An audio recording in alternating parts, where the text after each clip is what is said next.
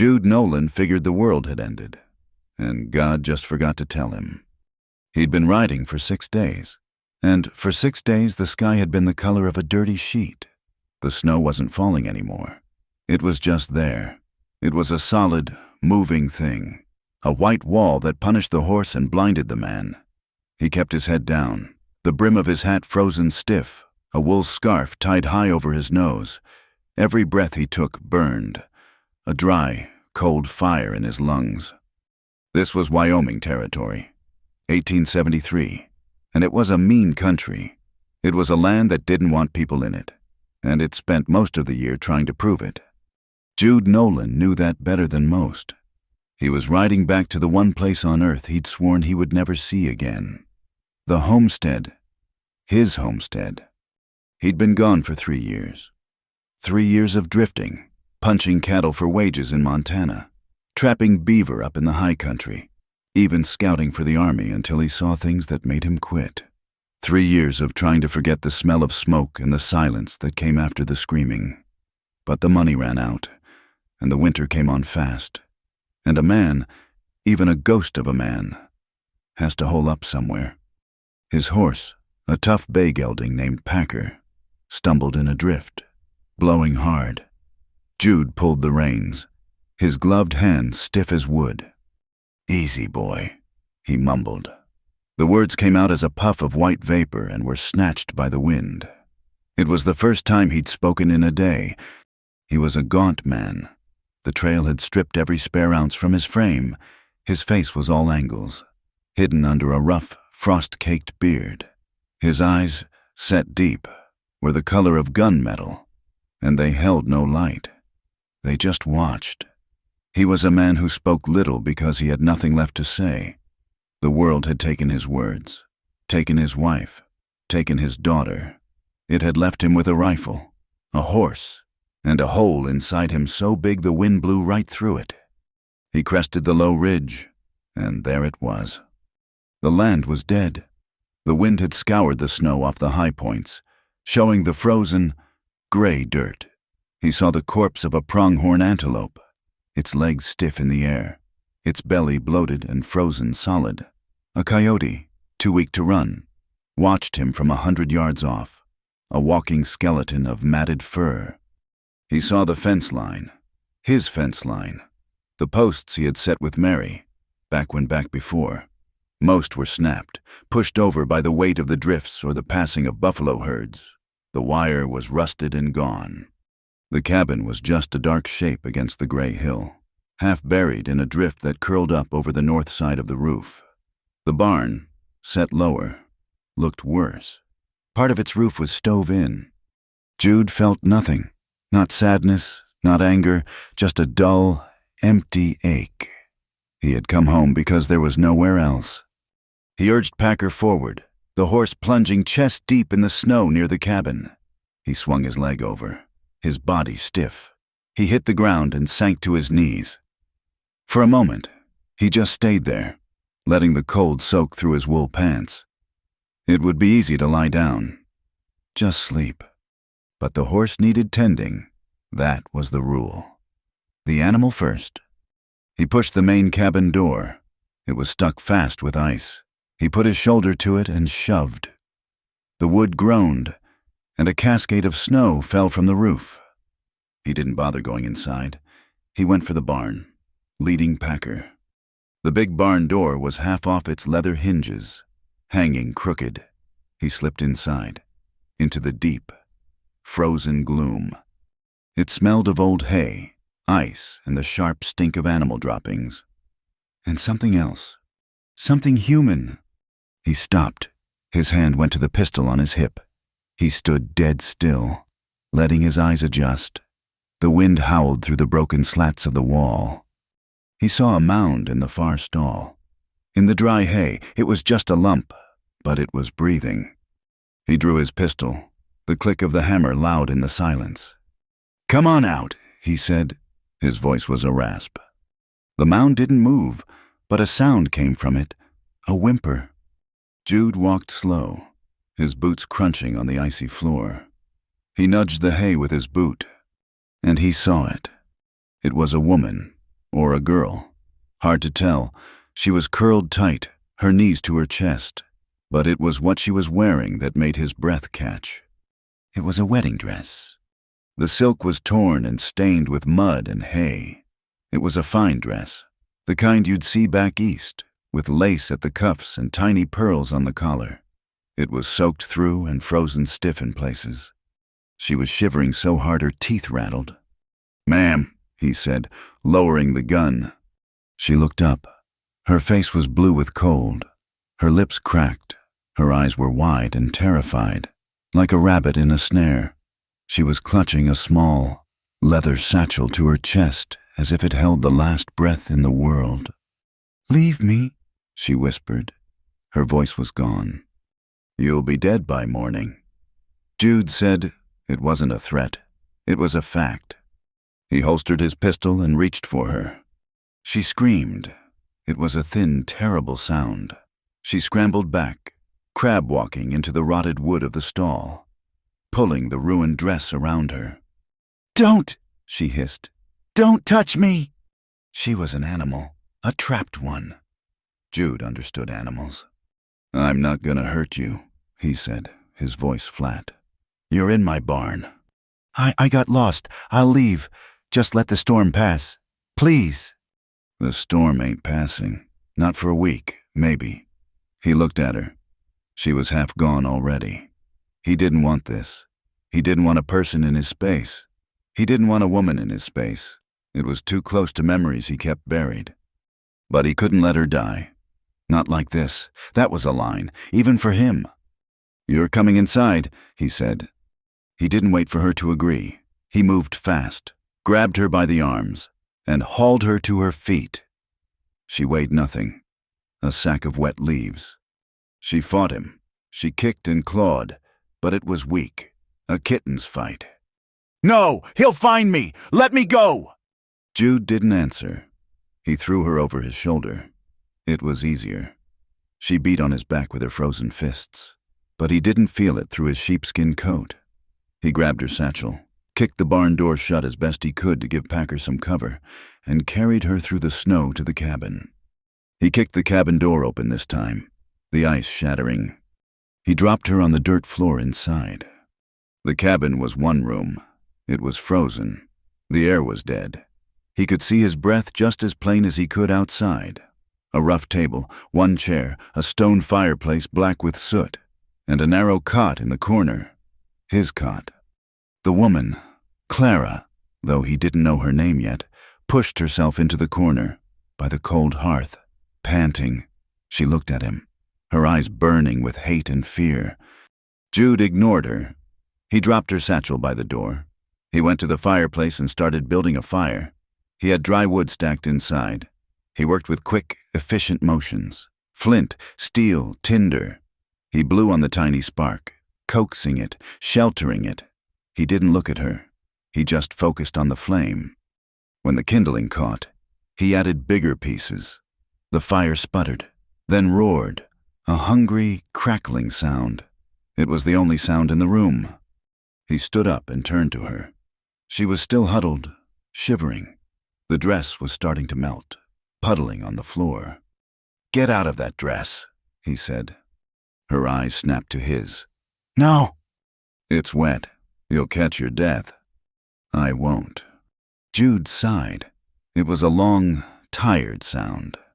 "Suit yourself." He turned his back to her. He went to his own pack, pulled out a spare wool blanket, heavy and rough.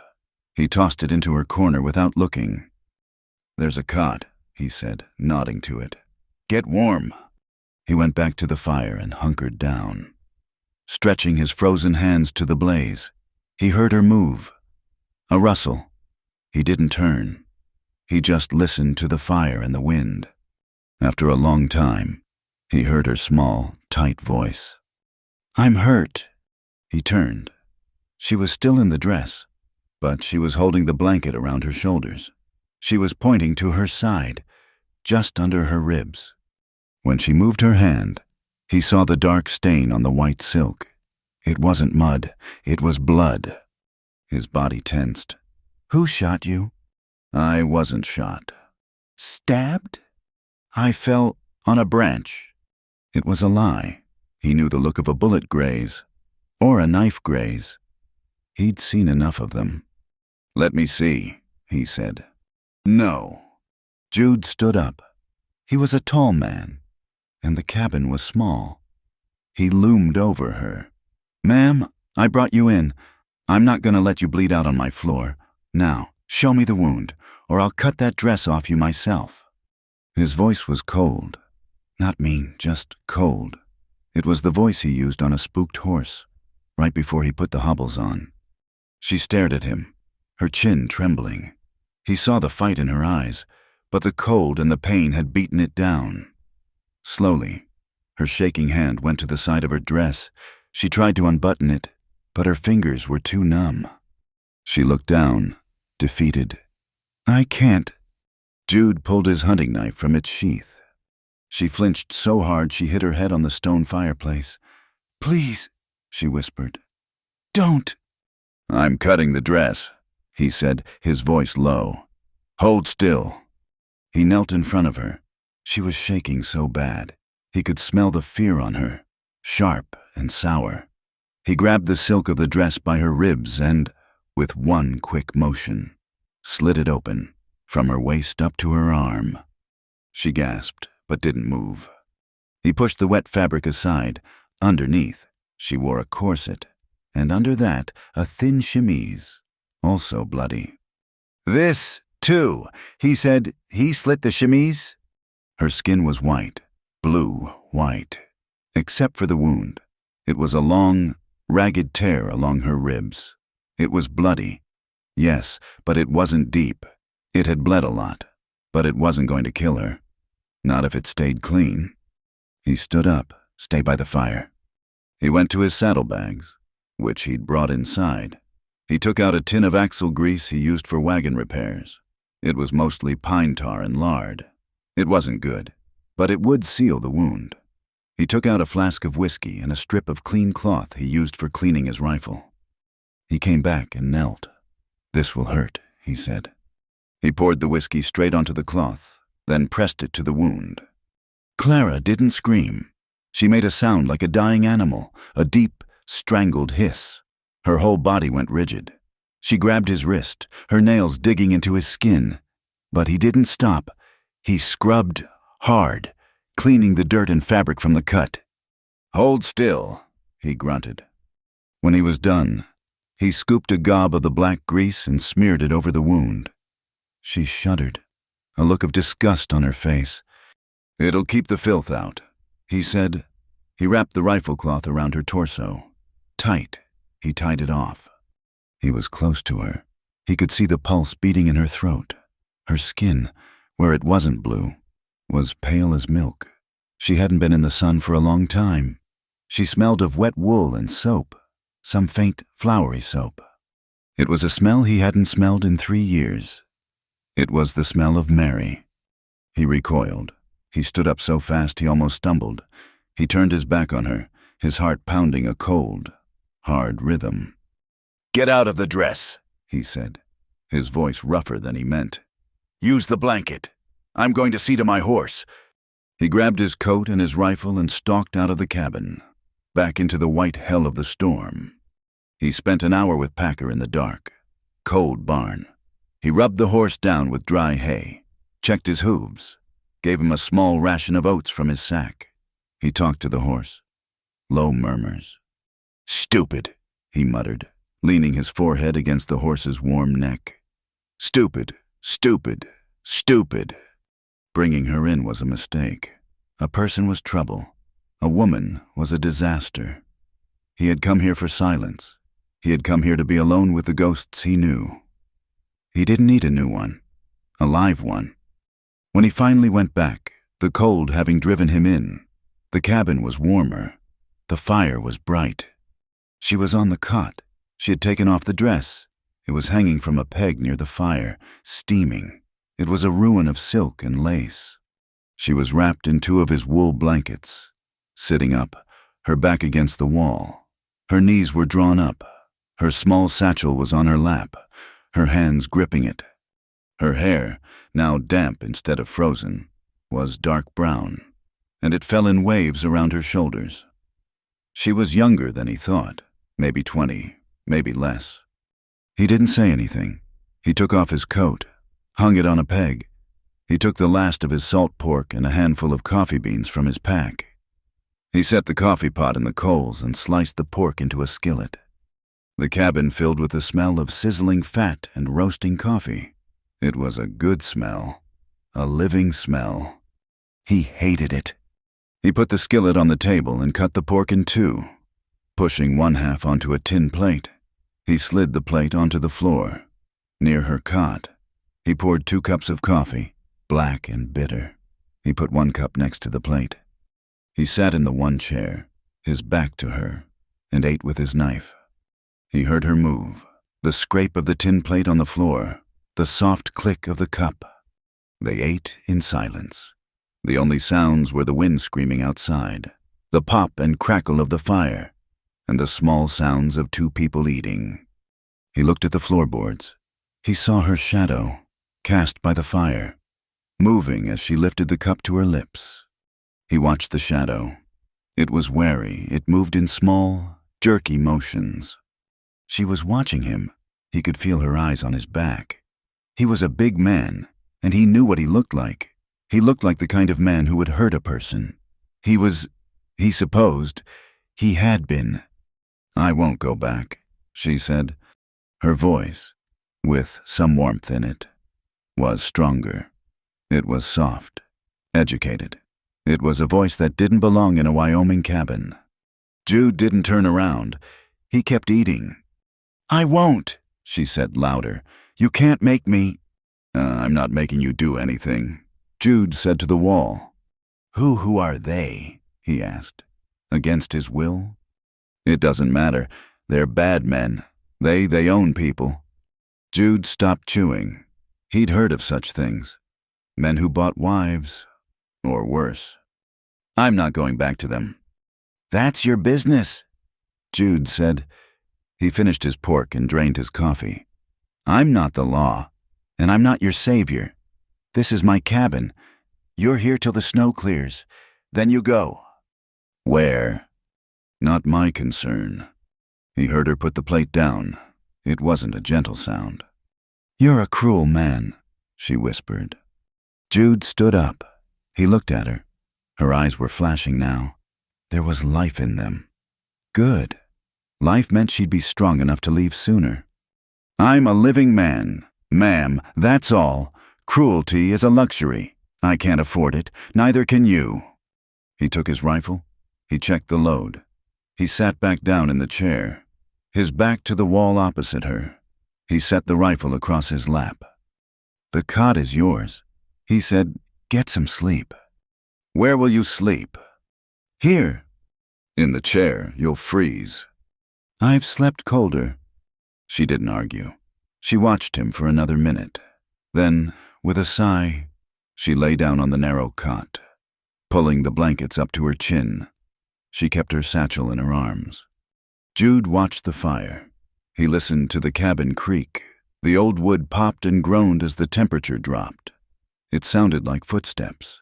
It sounded like the house was remembering. He must have dozed, because the sound woke him. It was a sob, a choked, terrified sound. He was instantly awake. His hand was on his rifle. She was thrashing on the cot. "No," she was whispering. "No, please don't. It's not mine. I didn't." She was having a nightmare. Jude watched. He didn't move. He saw her face, clenched in the firelight. He saw the tears on her cheeks. She was shivering. The fire was burning low, and the cold was creeping in from the edges of the room. The cabin was a small island of warmth in an ocean of ice, and the tide was coming in. He saw her shiver, a long, bone-deep shake that rattled the cot. He should add wood to the fire. He didn't move. He just sat there, in the cold, watching her. He felt the old, familiar ice forming around his own heart. This is what caring got you, this pain. He wouldn't do it. He wouldn't. She woke up with a gasp. Her eyes flew open. They were wild. She stared at the ceiling, breathing hard. She saw him. She saw him watching her. She didn't scream. She just looked at him, her chest heaving. He looked away first. He looked at the fire. He heard her move, the rustle of blankets. He thought she was getting up to put wood on the fire.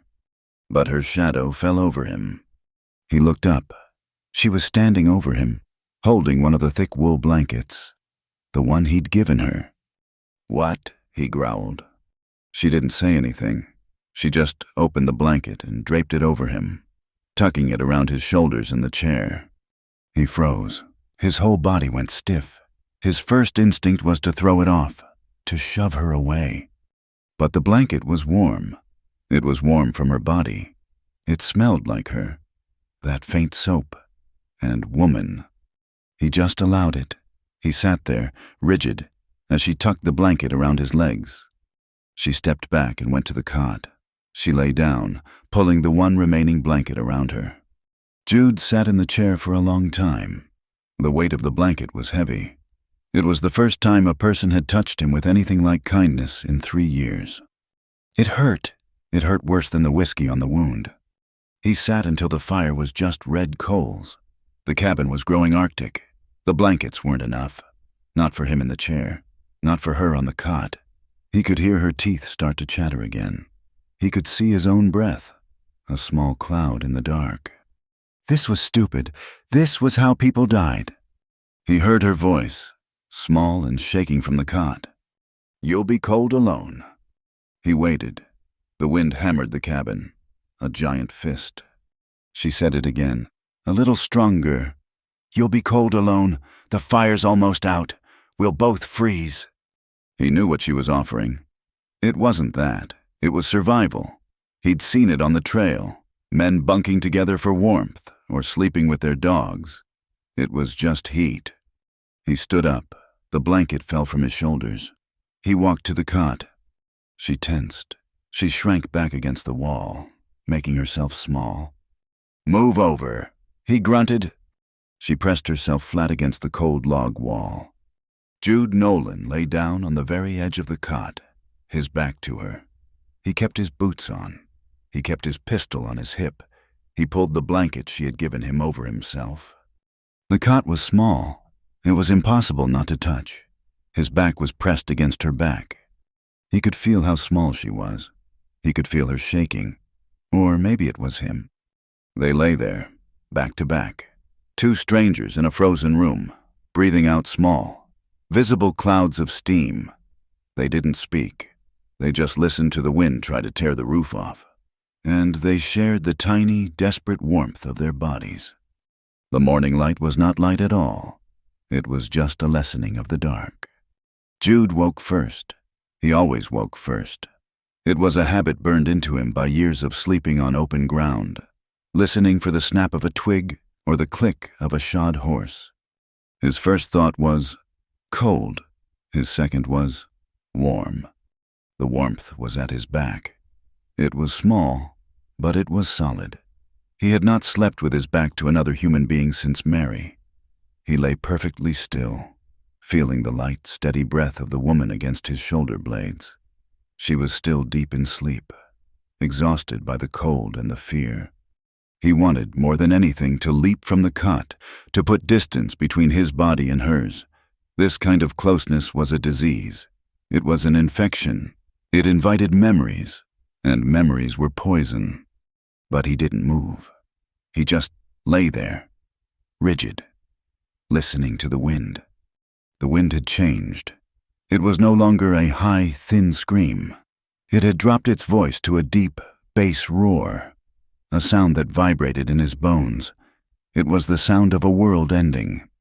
He waited until he heard her breath hitch, a sign she was waking. Then, in one stiff, controlled motion, he rolled off the cot and stood. The cold hit him like a fist. The cabin was an icebox.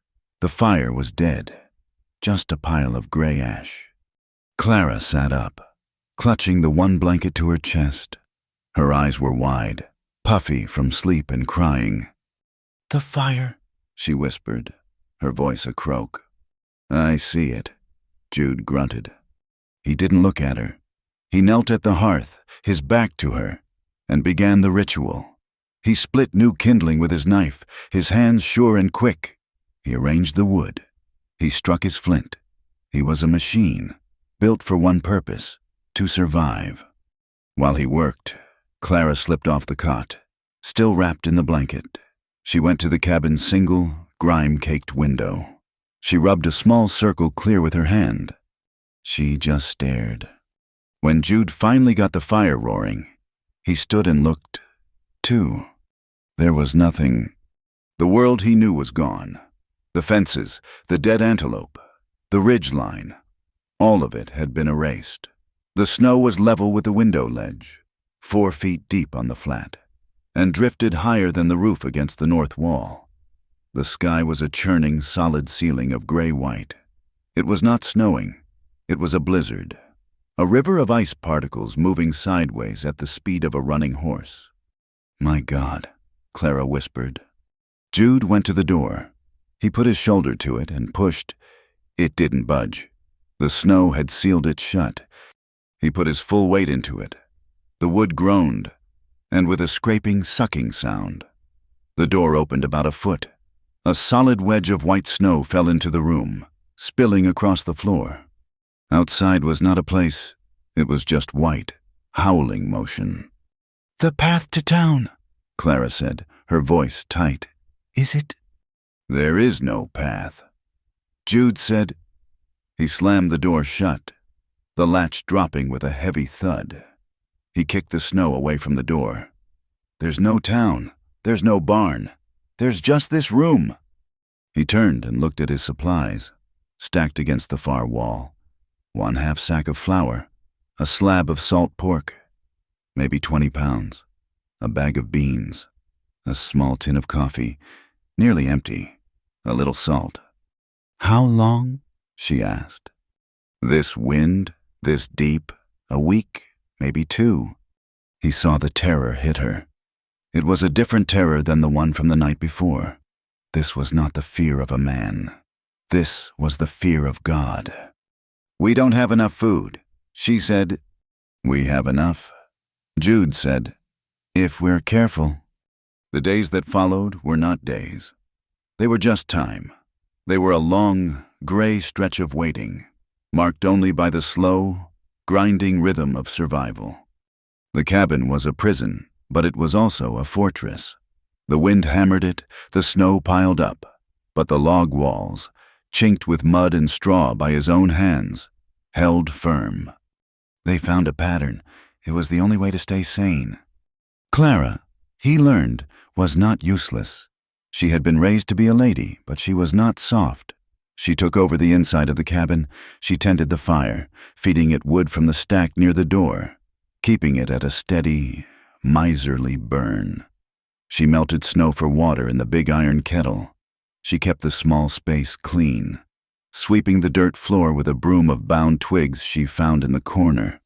She learned the rhythms of the room, the way the cold crept in from the west wall, the way the smoke sometimes billowed back down the chimney when the wind shifted. She moved quietly. She took up almost no space. She was like a shadow, wrapped in her blankets, her face smudged with soot, her hands raw from the heat and the cold.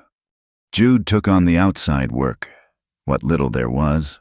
He spent hours on the roof, in the heart of the howling wind, clearing the heavy snow so it wouldn't collapse the sod. He limped when he came back in, his left leg stiff as a board. He had to clear a path to the barn. It took him half a day, digging a trench through the packed snow, his shoulders aching, the wind stealing his breath. He had to feed Packer. The horse was his only way out of this, if out ever came. He would come back inside, his beard a mask of ice, his body shaking. He would sit by the fire and say nothing. The cabin was small. It was maybe 12 feet by 16. It was too small for 2 people who were not man and wife. They moved around each other, careful not to touch.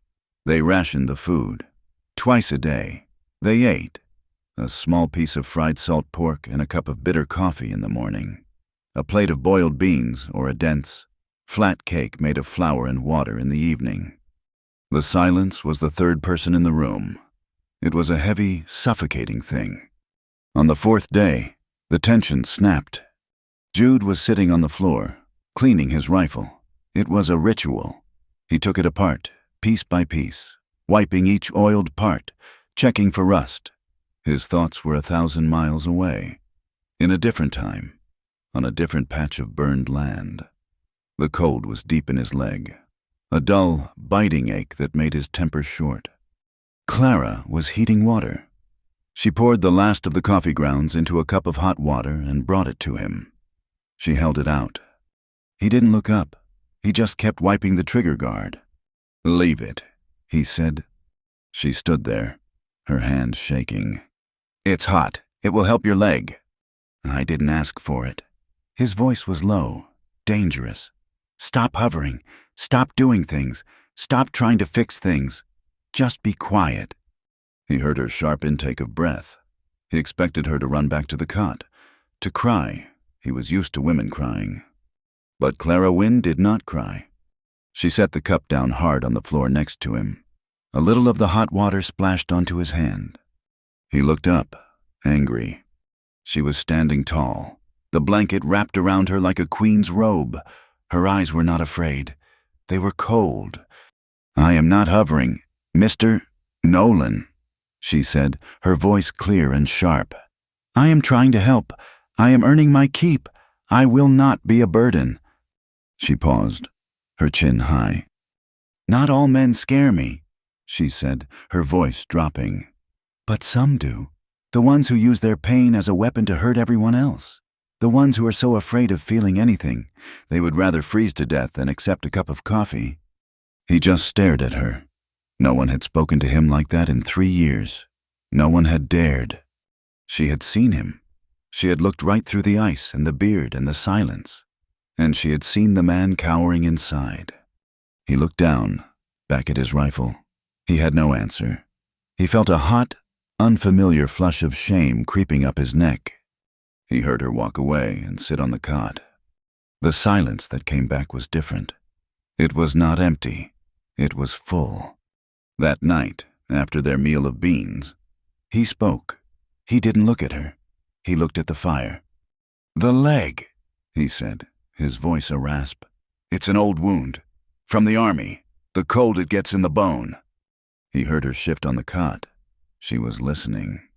"This cabin," he said, the words coming slow, like pulling teeth. "I built it for my wife, Mary, and my girl, Sarah." He waited. He knew her next question. "She's gone?" Clara asked, her voice soft. "Gone," Jude said. He nodded. "Both of them. Sarah, she was 6. She had yellow hair, like her mother." He stopped. He had not said their names aloud in 2 years. It felt like swallowing broken glass. What happened? Jude took a deep breath. He stared at the flames, but he wasn't seeing them. He was seeing smoke, a thick, black pillar of it, rising over the ridge as he rode back from Laramie. "Comanche," he said. His voice was flat, dead.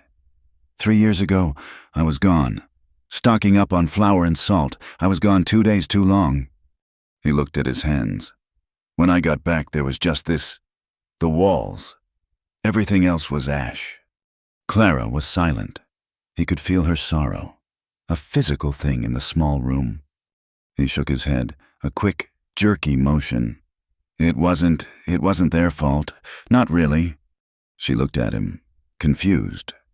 "This land," he said, gesturing to the howling dark outside. "It's hungry. It doesn't care about you. It doesn't care what you build. It takes what you love. The Comanche, the winter, the fever, it's all the same. It's just the land, taking its share, and it always takes more than you got." He fell silent. He had said more than he'd said in a year. He felt empty. After a long time, Clara spoke, her voice barely a whisper. "The dress?" Jude nodded. "I figured." "It was an arranged marriage. My father, he has a shipping business back in St. Louis. He arranged for me to marry his partner, a man from Missouri.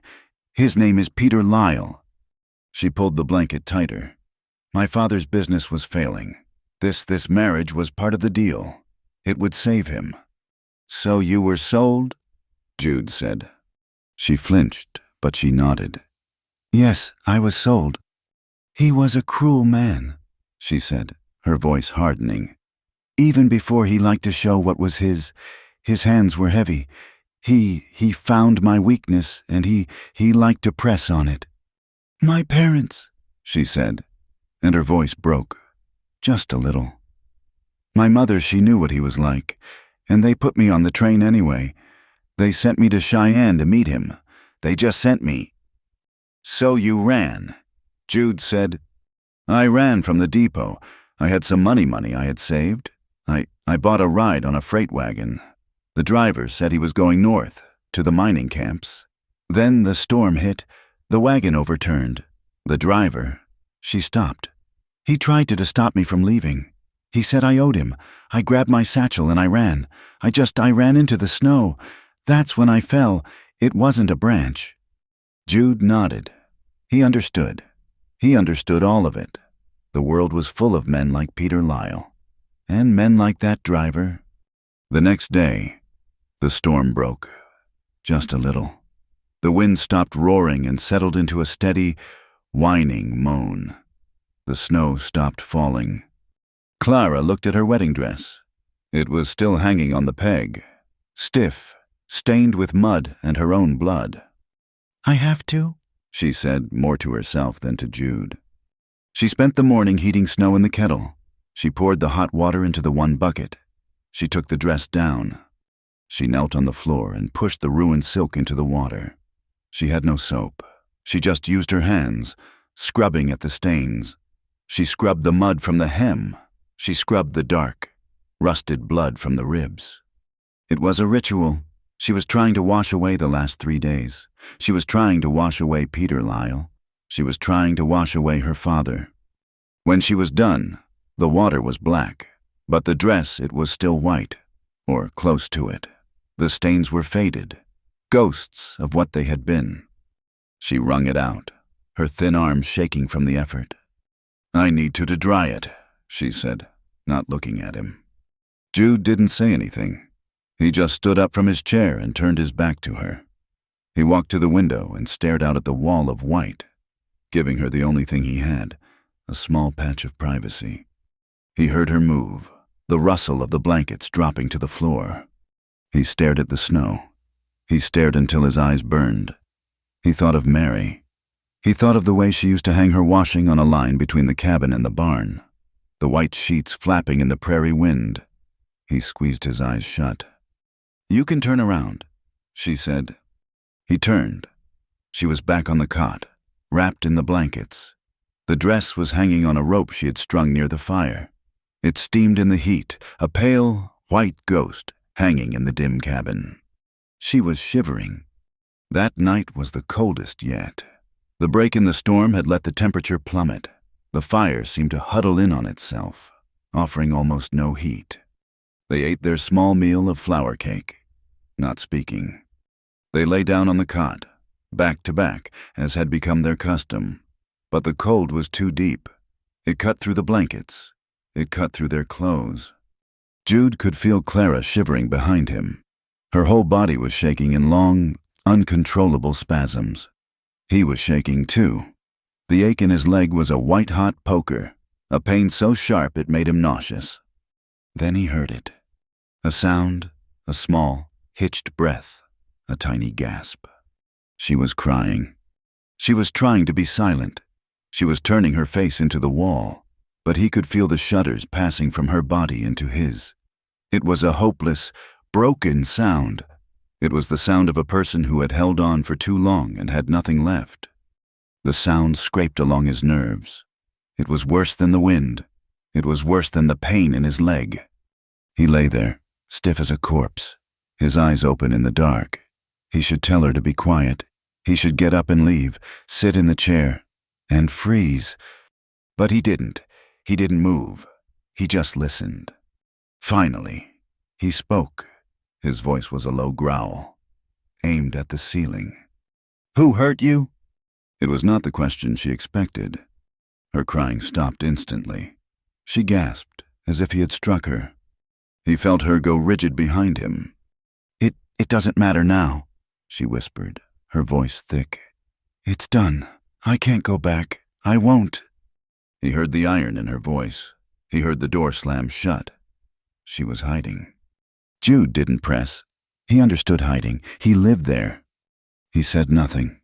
He just lay in the dark, listening to the cabin creak. The cold was unbearable. It was a physical weight, pressing them down. They would not last the night like this. They would be too weak by morning. He felt her move. It was a small, hesitant motion. He felt her shift her weight. Then, slowly, deliberately, she pressed her entire body against his. She was no longer just back to back. She pressed her legs against his, her back into his, her head against his shoulder blades. Jude's entire body went rigid. His first instinct was to throw her off, to yell. But she was so small, and she was so cold, and she was so warm. Her heat seeped into his wool shirt, a desperate, living warmth. It was not lust. It was not comfort. It was survival. It was two animals in a blizzard, huddled together in a cave, trying to steal one more minute from the ice. He felt her body, still trembling, but the shivers were slowing. He lay there, his heart hammering, his eyes staring into the black. He felt the pain in his leg begin to dull, the white-hot edge fading to a dull throb. And after a long time, he realized his own body had stopped shaking. The wind didn't die. In that country, it never died. But it stopped trying to tear the world apart. On what Jude guessed was the seventh day, he woke to a different quality of light. It was gray, but it was bright. The constant, maddening roar had quieted to a low, keening whistle. He was still pressed against Clara. Her head was tucked into the space between his shoulder blades. He hadn't meant for it to happen. Sometime in the deep, frozen middle of the night, their shared survival huddle had turned into something else, an unconscious seeking of comfort. He pulled away, slow and careful, trying not to wake her. He stood. The cabin was freezing, but the air was still. He went to the window. The snow had stopped. He could see the sky. It was a pale, watery blue at the very top of the world. The land was a sea of white, sculpted by the wind into waves and crests, shining so bright it hurt his eyes. "The storm," Clara whispered from the cot. She was awake. "It stopped," Jude said, "for now." He turned. "Stay inside. Keep the fire low. I'm going to hunt." "Hunt? In that?" She looked at the window, at the endless white. "Game will be moving," Jude said, pulling on his heavy coat. "They'll be as hungry as we are. Easier to track." He checked his rifle, his pockets heavy with cartridges. He grabbed the snowshoes he'd made years ago, hanging on a peg. Don't go far," she said. It was the first time she'd sounded afraid for him, not just of him. "I'm not aiming to die today," he grunted. He opened the door, into the blinding new world, and was gone. Clara was alone. The silence in the cabin was total. The wind was muffled by the drifts, and with Jude gone, the room felt empty and huge. She fed the fire, her movements small. She was truly trapped now. Without him, she was a dead woman. She paced the small room, her bare feet cold on the dirt floor. She was wrapped in a blanket. Her dress, the white one, hung like a judgment by the fire. She couldn't put it on. It felt like putting on a corpse's clothes. She sat in his chair, the single, straight-backed wooden chair. It was hard, but it was his. It smelled faintly of him. Wood smoke, cold air, and something iron-like. She saw his things, neatly stacked by the wall. His saddlebags, his bedroll, and under it, a small, leather-bound book. It wasn't a Bible, it was a journal. Her hand trembled. It was a terrible violation. She knew it. A person's private thoughts were their last property. But she was so alone. And he was a man made of walls. She wanted to see behind one. Just one. She opened it. It wasn't full of words. Jude Nolan was not a man for words. The pages were filled with drawings, sketches, done with a stub of charcoal or a soft lead pencil. He was good. Not trained, but good. His hand was steady. He drew things he saw. A horse's head, the way the mountains looked at sunset, the gear of a harness. And then she found them. She turned a page, and a face looked up at her. It was a little girl. She was smiling, her 2 front teeth missing. Her hair was light, pulled into messy braids. He had drawn her over and over. Sarah. He drew her sleeping, her face relaxed, one arm thrown over her head. He drew her holding a kitten. He drew her small, worn boot, the toe scuffed. And on the last page of drawings, there was a woman, Mary. She was looking away, a small smile on her face, her hair tied up, a piece falling by her ear. It was a quick, simple sketch, but it was full of love. It was a picture drawn by a man who had looked at that face 1,000 times and wished he could look at it 1,000 more. Clara's hand went to her mouth. A sob, hot and sharp, rose in her throat. This was the man under the ice. This was the man who sat in the chair with a rifle on his lap. This was the man who had lost everything. She was crying, silent tears rolling down her face, when she saw it. Tucked in the back of the journal was a small, folded piece of wool. It was a child's shawl, or what was left of it. It was a faded blue, and the edges were frayed. It had been torn. She looked at the drawing of Sarah holding the kitten. She was wearing this shawl. Clara closed the book, her heart aching. She put it back, exactly as she'd found it. She looked at her satchel. She kept her own secrets, but his were so much heavier. She went to her bag. She pulled out a small sewing kit. A housewife, her mother had called it. A small roll of fabric holding needles, thread, a few buttons. It was one of the few practical things she'd been allowed to own. She took the small blue shawl. She sat by the fire, and she began to mend the tear. It was late afternoon when Jude returned. The light was already turning a cold, flat gray. Clara heard the crunch of his snowshoes first. She stood up, her heart jumping. He kicked the door open and stepped inside. He was a creature of the snow, his beard thick with ice, his face burned red by the wind and the sun. He looked exhausted, but his eyes were alive. In his gloved hand, he held up a snowshoe hare. It was long, white, and frozen stiff. "We eat tonight," he said. He dropped the rabbit on the floor by the door and started unlacing his coat. He was breathing hard. The hunt had taken everything out of him. He looked at the fire, and then he saw her. He froze. Clara was sitting on the cot. In her hands was the small, blue shawl. She had just finished stitching the torn edge, the new black thread stark against the faded wool. She looked up, her needle still in her hand, her eyes wide. "Jude, I found it. It was torn. I was just—" The color drained from his face. The life in his eyes vanished, replaced by a storm. It was a terrible, cold rage that was worse than yelling. "Put it down," he said. His voice was not a whisper. It was a blade. "I was only trying to fix," I said. "Put it down." He took one step toward her. He was shaking, not from cold. "You had no right," he hissed. "You had no right to go through my things. You had no right to touch that." "I'm sorry, I just—" "That was my daughter's," he roared. The word echoed in the small cabin, a sound of pure agony. He hadn't meant to yell. The sound surprised even him. He stood there, panting, his hand clenched at his side. He looked like he was going to hit her, or hit the wall, or just fall apart. Clara didn't flinch. She didn't cry. She just looked at him, her own face pale, her eyes full of a deep, profound understanding that cut him to the quick. She carefully, gently folded the shawl. She placed it on the cot.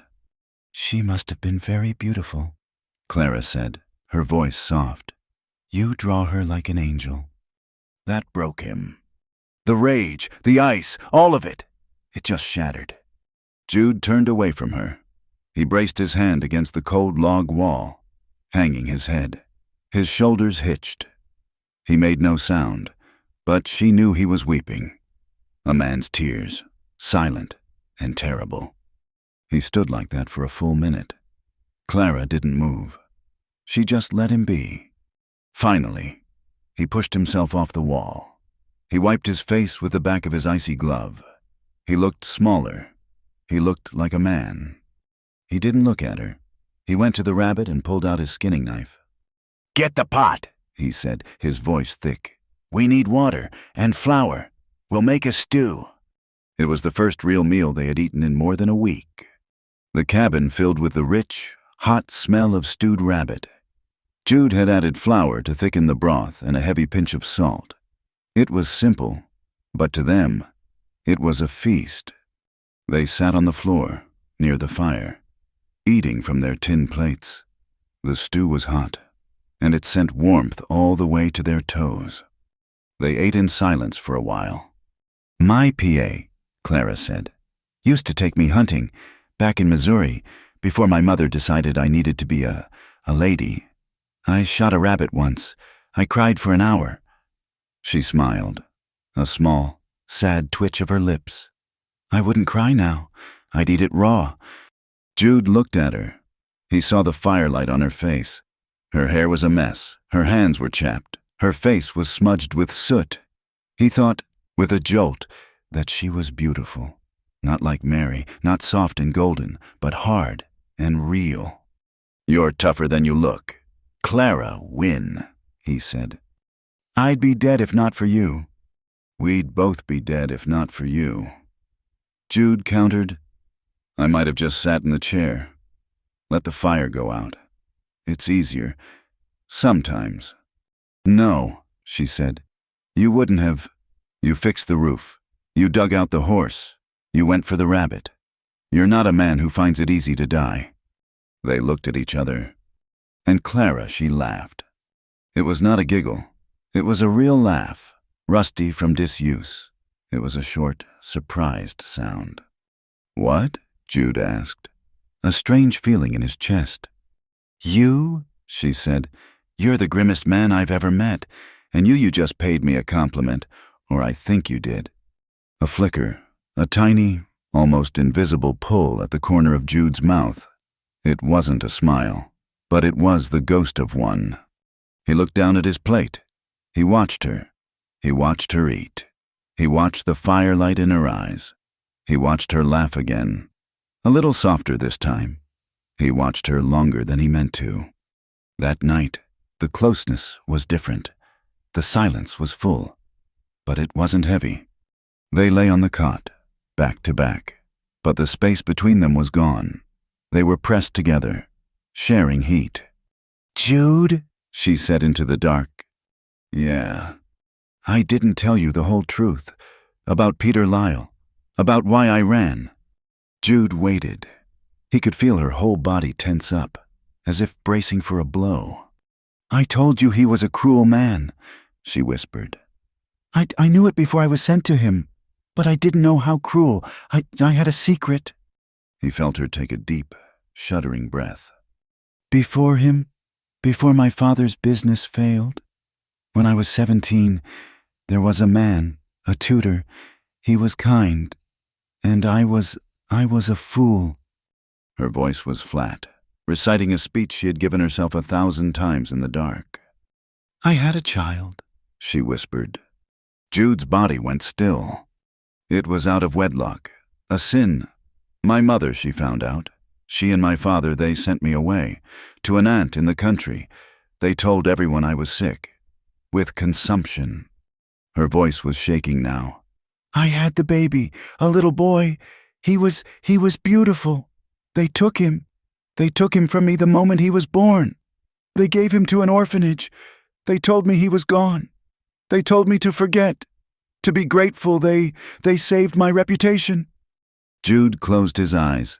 He could feel her pain, a cold, sharp thing vibrating against his back. I never even got to hold him." She was crying now, the silent, terrible tears he'd heard before. "I thought it was buried. I thought it was my penance, my shame. Then my father arranged the marriage. To Peter Lyle." She stopped, choking on a sob. "Somehow he found out? A servant? A letter I don't know. He found out. The night before our wedding." Her voice dropped so low. Jude had to strain to hear it. He was drinking. He came to my room. He told me that I was soiled, that I was a ruined woman. He said he owned me, that he had paid for me, and he would get his money's worth, even if I was damaged. He started to hit me. He said he would beat the sin out of me. He said he was going to show me. "Clara," Jude said. His voice was rough. "Stop." "No," she whispered. "No, I tried to run. I tried to get out of the room. He grabbed my hair. He threw me. I fell down the stairs, a whole flight of stairs, wood, hard. When I woke up, I was bleeding. I had been pregnant. Again. From him, Peter." "No," Jude breathed. The word was ripped from him. I didn't even know," she sobbed. "And I lost it. I lost that baby, too, on the landing, in the blood. And he watched me. He told me good. One less impure thing in my house."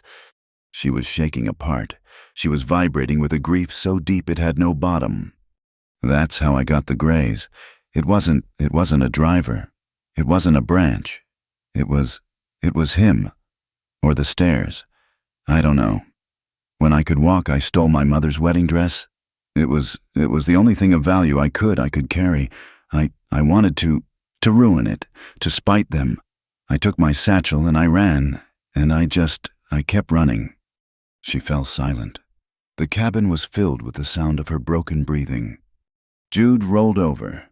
He did it without thinking. He faced her.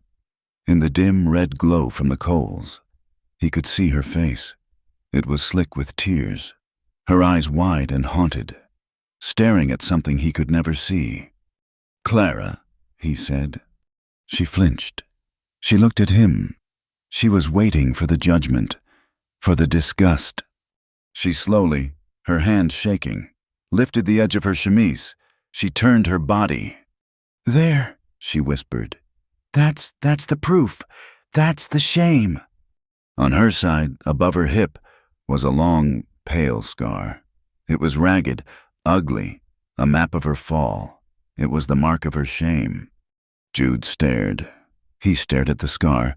He stared at her face, twisted in shame, looking away from him. He felt he had no words for what he felt. It was a rage so pure and so hot it almost blinded him. It was a tenderness so fierce it hurt his chest. He lifted his hand. It was shaking. He didn't touch the scar. He touched her face. He put his rough, calloused fingers against her cheek. She gasped, a small, shocked sound. He made her look at him. He was breathless. "Clara," he said, his voice quiet, but with a steel in it she had never heard. "You're not the one who should be ashamed." She stared at him. She searched his eyes. She saw no disgust. She saw no pity. She saw his own brokenness, and she saw a fire. He leaned in. He was slow. He gave her time to pull away. She didn't. He pressed his lips to hers. It was not a kiss of desire. It was not a kiss of lust. It was a kiss of understanding. It was chapped lips against chapped lips. It was salt and smoke and tears. It was two survivors, two ghosts, proving to each other that they were still alive. He kissed her, and he tasted all her sorrow. She kissed him back, and she felt all his loss. When he pulled away, they were both crying. Not loud, just tears. For what she had lost. For what he had lost. For the simple, terrible fact of being alive in a world so hard. That night they lay facing each other. The cot was too small. Clara moved. She slipped under his blanket. She pressed her face into his chest, into his rough wool shirt. She didn't do it for sex. She didn't do it for warmth. She did it to be held. Jude's arms, stiff and awkward, came up. He wrapped them around her. He held her. He held her small, shaking body against his hands spreading wide on her back, his chin resting on the top of her head. He held her as if she were the last thing in the world.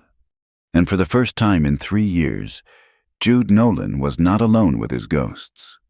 They fell asleep like that, tangled in each other's arms, 2 broken pieces, fitting together in the dark. Sometime in the deep of the night, the wind picked up. The snow began to fall again, soft, thick flakes piling up against the window. And the cabin door, sealed by the ice and the snow, gave a long, low groan, like someone was leaning their weight against it from the outside. Jude was awake instantly. His arms tightened around Clara. He listened. There was nothing, just the wind. But he knew that sound. In the morning, when the light came, he slipped out of the cot, careful not to wake her. He went to the door and pulled it open. The new snow was fresh, a clean, white blanket. And in it, 20 yards from the cabin, was a line of footprints. A man on horseback. He had ridden close, sat there, watching the cabin, and then ridden away, back toward the pass. Someone was watching them. Jude didn't look at the footprints. He didn't point them out to Clara. He didn't have to. When he came back inside, his face was a slab of granite, the life from the night before gone, replaced by the ghost. He kicked the door shut, and this time, he dropped the heavy wooden bar into its iron brackets. The sound was a final, terrible thud. He'll be back, Jude said.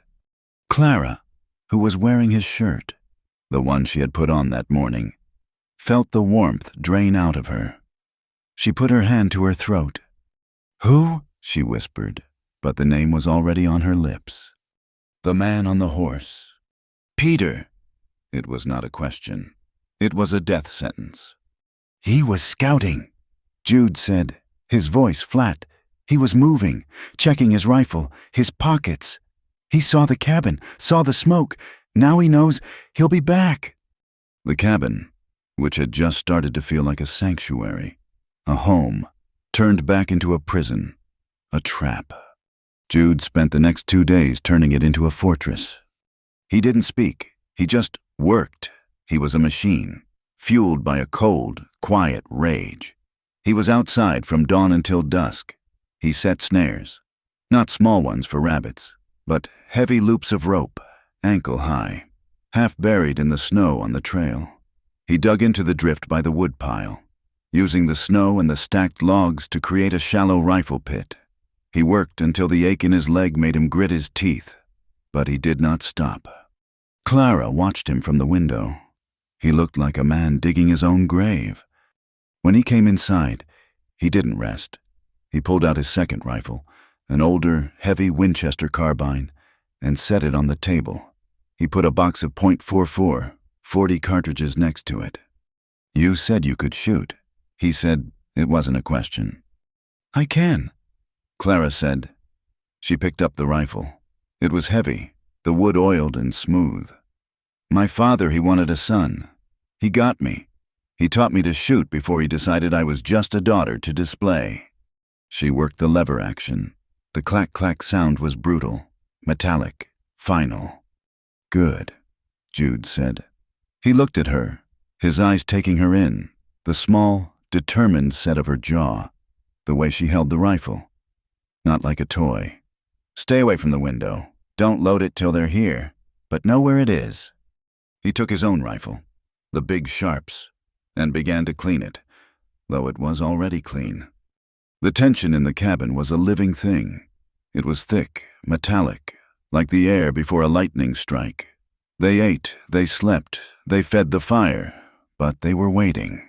Every creak of the wood, every whistle of the wind, made them jump. They still slept in each other's arms, but it was different. It wasn't comfort. It was two soldiers, huddled in a foxhole, waiting for the whistle to blow.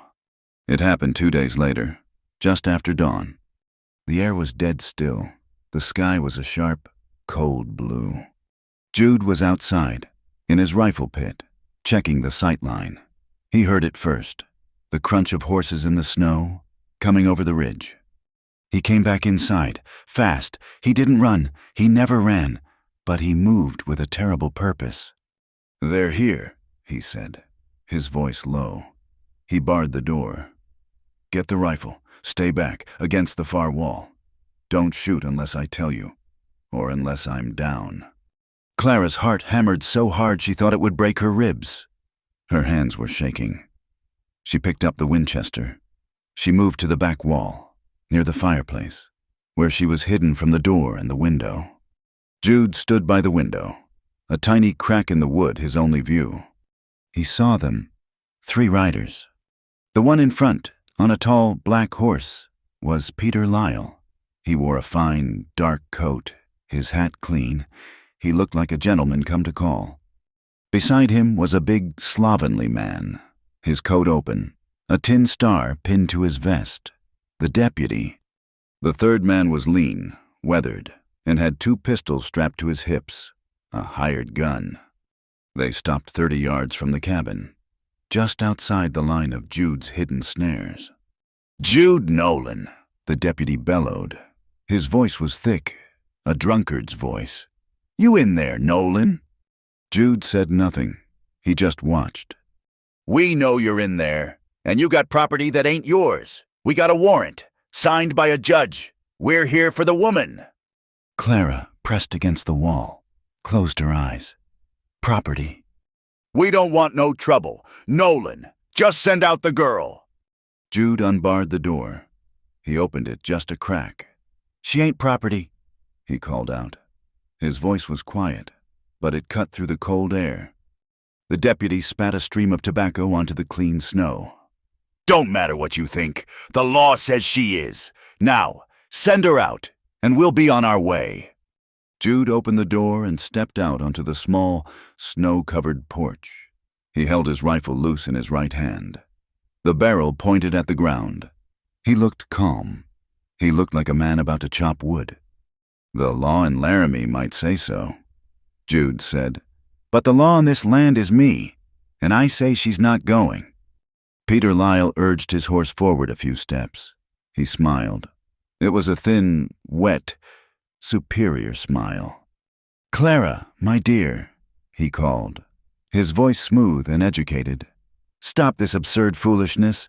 You've had your little adventure. It's time to come home. You must be freezing in that hovel." He looked at Jude, his eyes sliding over him with contempt. "I'm sure this gentleman is tired of you. I, of all people, know how quickly you can wear out your welcome." Clara's hand tightened on the rifle.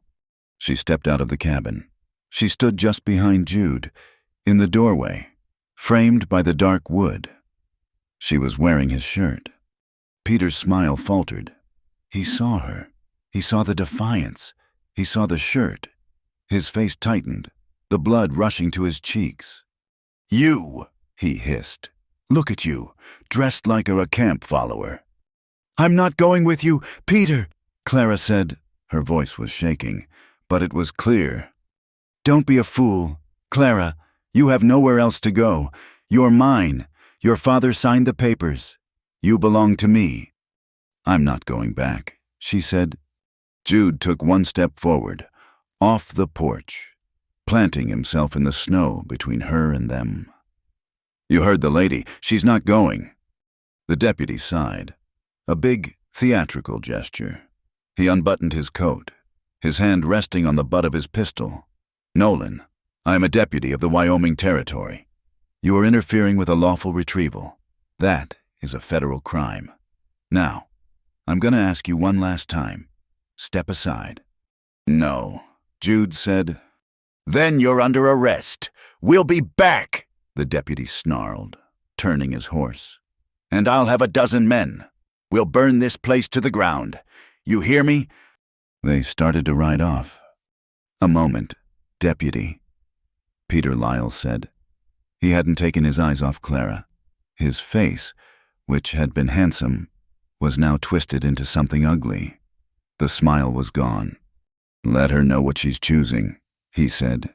He looked at Clara, his eyes full of a sick, intimate poison. You think this savage wants you? You, after what you are? Clara flinched as if he had struck her. I know all your filthy secrets, my dear. He sneered. You're damaged. You're used. A broken toy. A home for other men's refuse. Jude's hand tightened on his rifle. He'll find out. Peter's voice rose, triumphant, cruel. He'll find out what you really are, what you did, what you lost, and he'll throw you out, back into the snow. But by then I won't be here to collect you. Jude moved. He didn't raise his rifle. He dropped it. He moved so fast the deputy didn't even have time to clear his holster. He crossed the 10 yards in 4 long, furious strides. Peter Lyle saw him coming. His eyes went wide with terror. He tried to wheel his horse. Jude grabbed him by the front of his fine wool coat and ripped him clean out of the saddle. Lyle hit the hard-packed snow with a whump that knocked the air from his lungs. Jude stood over him. He pulled his fist back. His face was not human. It was a mask of pure, murderous rage. He was back in the ashes. He was smelling the smoke. He was going to kill this man.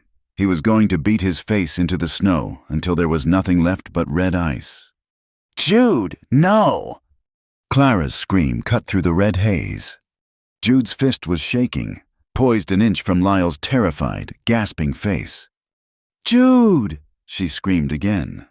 She ran from the porch, stumbling in the snow. She grabbed his arm. It was like grabbing a bar of iron. Look at me, Jude! He turned his head. His eyes were mad. He didn't see her. Don't, she whispered, her voice breaking. He's not worth it. Look at him. He's nothing. Don't waste your soul on them. Don't become him. His soul. The word hit him.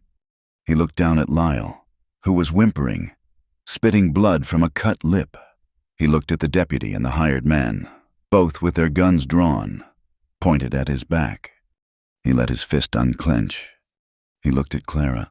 He saw the terror in her face, not of Lyle, of him.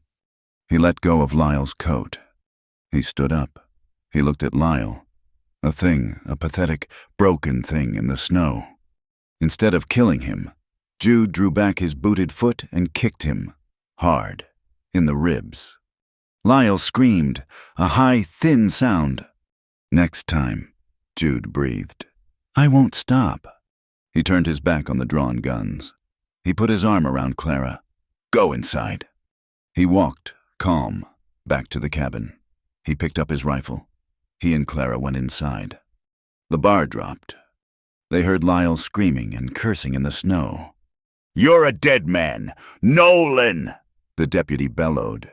You're dead! You assaulted a citizen! You're a dead man! He's right, Jude said. He was leaning his forehead against the heavy door, his whole body shaking with the adrenaline, with the rage he had held back. He's right, he said again. They'll be back, and they won't be carrying warrants. That night, the cabin was a tomb. The air was thick with what was to come. They sat at the small table, a plate of cold beans between them, untouched. Clara was staring at the wall. She was pale, her hands trembling. Suddenly, she swept her arm across the table. The tin plate and cup clattered to the floor. It's my fault, she whispered. Clara, don't! It is, she cried, her voice cracking. She stood up, pacing the tiny room like a caged animal. It's all my fault. I'm what he said. I'm damaged. I'm ruined. I bring this filth with me everywhere I go. She was pulling at her hair. You were safe. You were quiet. You had your ghosts, but you were safe. And I ran here. And I brought him here to kill you. He's going to kill you. Because of me. Because of what I am." She collapsed onto the cot, her body folding in on itself.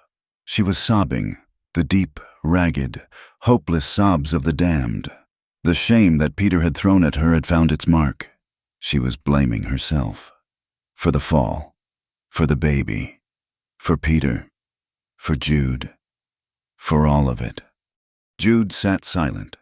He watched her. He let her cry. He let the poison out. His face was hard, unmoving, carved from wood. He just sat and he listened. Finally, her sobs quieted. She was just whimpering, curled into a tight ball, her face buried in the blankets. Jude stood up. He walked over to the cot. He stood over her. She looked up at him, her face a wreck, her eyes swollen, red-rimmed. She was waiting for him to agree, to tell her she was right, to cast her out. He was silent for a long time.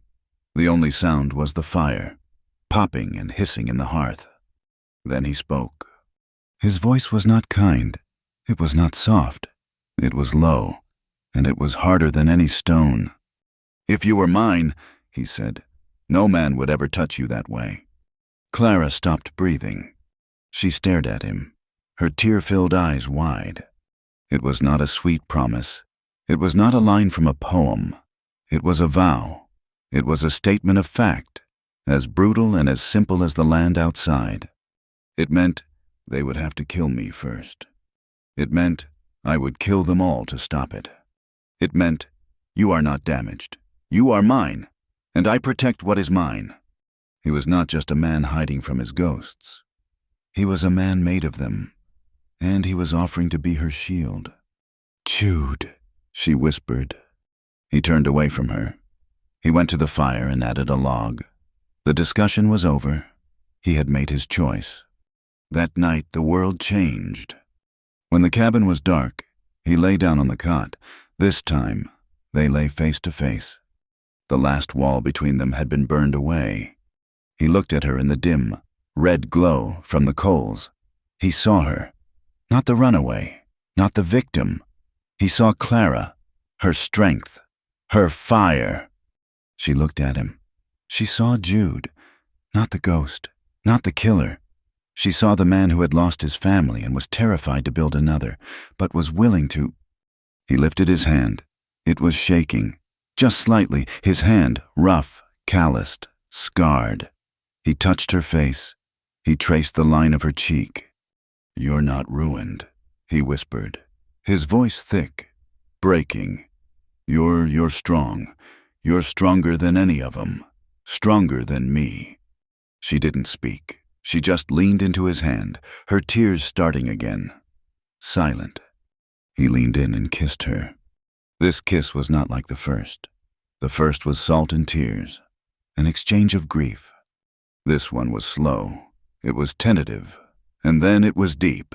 It was a kiss of hunger, of a man who had been starved for 3 years, of a woman who had never, not once, been touched by a man who saw her. It was real. His hand moved from her face, down her neck, to the shoulder of her thin chemise. He paused. His fingers rested there. He was asking. Clara took his hand, held it there for a second, and then nodded. Just once. Their coming together was not a storm. It was not a fire. It was slow. It was healing. It was awkward, and tentative, and intense. It was two people, so full of scars, inside and out, finding a place on each other's body that was safe. When he finally, gently moved inside her, Clara gasped, a sharp, choked sound. She cried, not from pain, but from release, from the sheer, overwhelming fact of being touched with tenderness, of being wanted, not taken.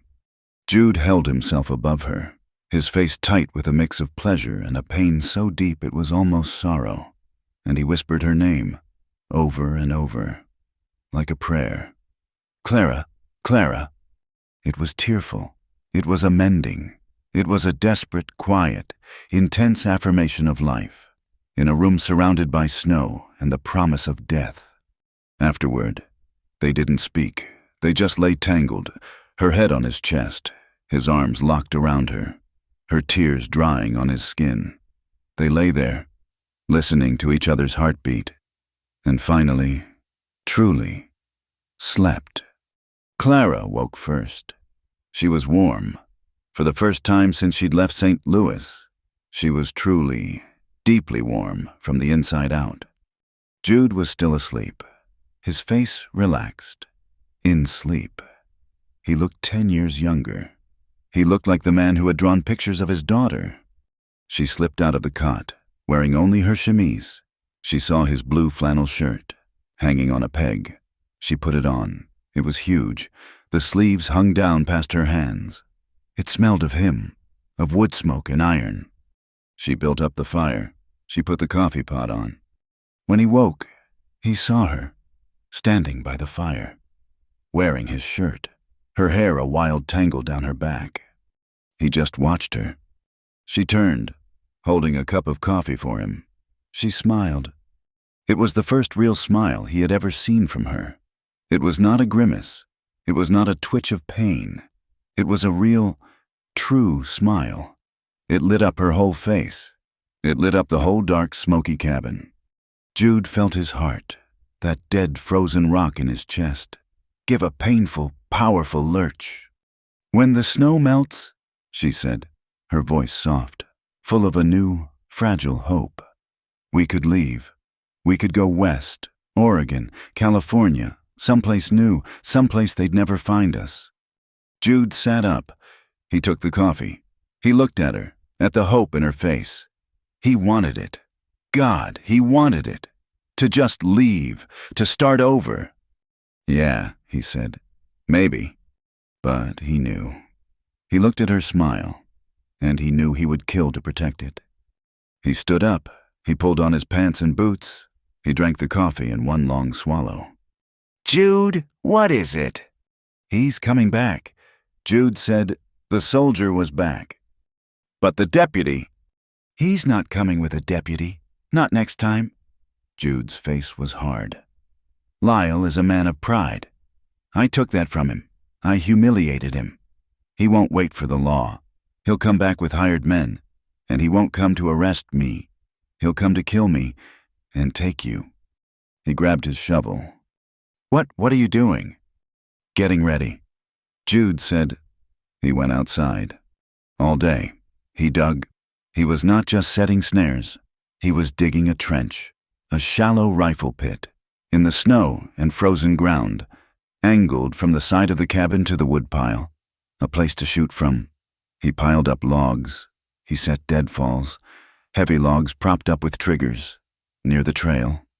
He was preparing for a war. Clara watched him, the hope from the morning draining out of her, replaced by a cold, hard fear. She went to her satchel. She pulled out the small, leather-bound journal she kept. It was mostly empty. She took out her pen and small bottle of ink. She sat at the table. She began to write. She wasn't writing to her mother or her father. She was just writing. She wrote about shame. She wrote about being a ruined woman. She wrote about the child she lost. And then she wrote about Jude.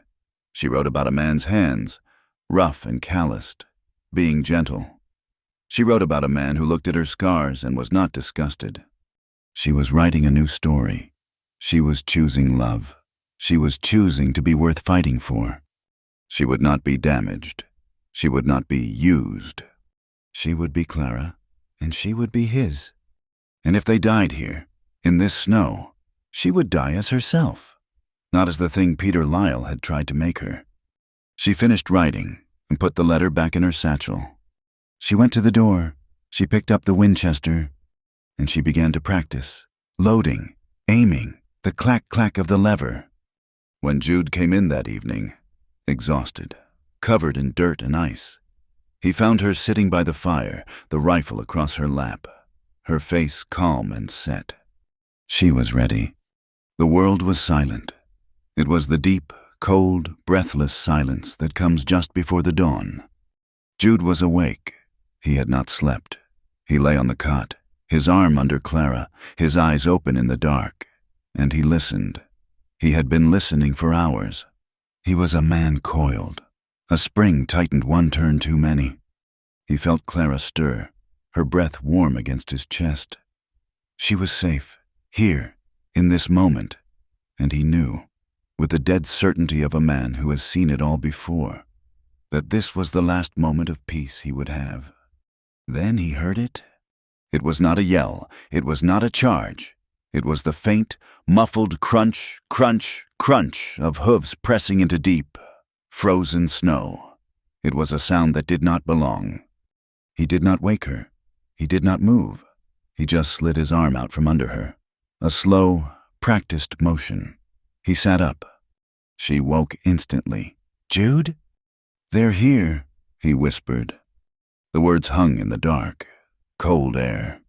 He moved. No panic, just purpose. He was already pulling on his boots. He grabbed his heavy coat. "The rifle," he said. Clara was off the cot, her fear a cold spike, but her hands were steady. She was wearing his shirt. She picked up the heavy Winchester. She went to the back wall, by the fireplace, just as he had shown her. She was a shadow, hidden. Jude took his sharps. He took the box of cartridges. He went to the door, unbarred it, and slipped outside into the gray, pre-dawn light. He was gone. Clara was alone, her heart a drum against her ribs. She moved to the window, staying low, and peered through the small, greased paper pane. She saw him, a dark shape, moving low, disappearing into the trench he had dug by the woodpile. And then she saw them. They were not 3, they were 5. Peter, the deputy, and 3 other men, hard-visaged, rifles held across their saddles. They were not lawmen. They were killers. They fanned out, forming a half-circle around the cabin, just beyond the snare line. The world was blue-gray.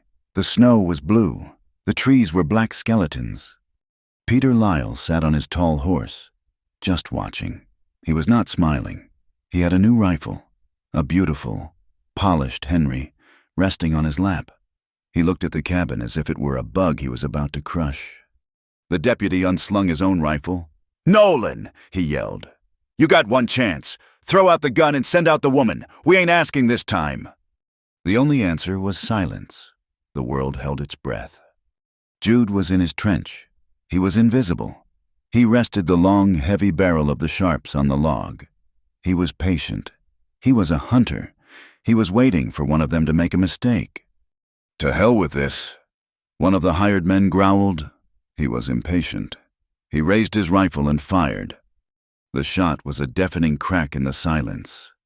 The bullet thudded high into the log wall of the cabin. Clara didn't flinch. Jude waited. The man fired again. He was shooting at the window, trying to break it. "He's mine," Jude whispered to the wind. He tracked the man. He let out half a breath. He squeezed the trigger. The boom of the sharps was a cannon. It was a sound of judgment. It echoed off the ridge, and then echoed again. The hired man on the far left did not make a sound. He was just gone. He was lifted from his saddle by an invisible hand and thrown backward into the snow. He lay still. A red stain began to spread out around him, a dark flower opening on the white snow. "God!" the deputy whispered, his eyes wide. "He's in the woodpile!" Peter screamed. "Get him! Get him!" The world erupted. Gunfire, a rolling thunder, hammered the cabin. Bullets tore through the air, whizzing and cracking. They thudded into the logs, sending splinters of wood flying. They slammed into the snowbank where Jude was hidden, kicking up sprays of white ice. Clara crouched by the window. She raised the Winchester. She saw one of the men, dismounted, running for the side of the barn. She aimed. She fired. The recoil slammed the rifle butt into her shoulder. A brutal punch. She missed. The man dived behind the barn. "Clara, stay down!" Jude's voice roared from outside. "Stay away from the window!" She dropped, her heart pounding. The cabin was filling with a sharp, bitter smell of sulfur and gunpowder. Jude was reloading. The sharps was a single shot. It was slow. He pulled the spent cartridge, slid a new, heavy round into the breech. He was calm. A bullet sang past his head, so close it tugged at his hat. The deputy. He was shooting from behind his horse. "Burn him out!" Peter was screaming, his voice a high, thin shriek of rage. "Burn the barn! Burn it!" The man who had hidden behind the barn, he had matches. He ran to the open door, where Packer, Jude's horse, was trapped. "No," Jude grunted. He raised the sharps. He didn't have a clear shot. The man threw a lit match into the dry hay. The hay caught. It didn't burn. It exploded. A whoosh of orange flame that lit up the gray morning. And then, the sound. It was a sound Clara would never forget. It was the terrified, screaming neigh of a horse, trapped in a fire. Jude stood up in his trench, his horse, his last link to the world. "No!" he yelled. It was a mistake. The moment he stood, the deputy fired.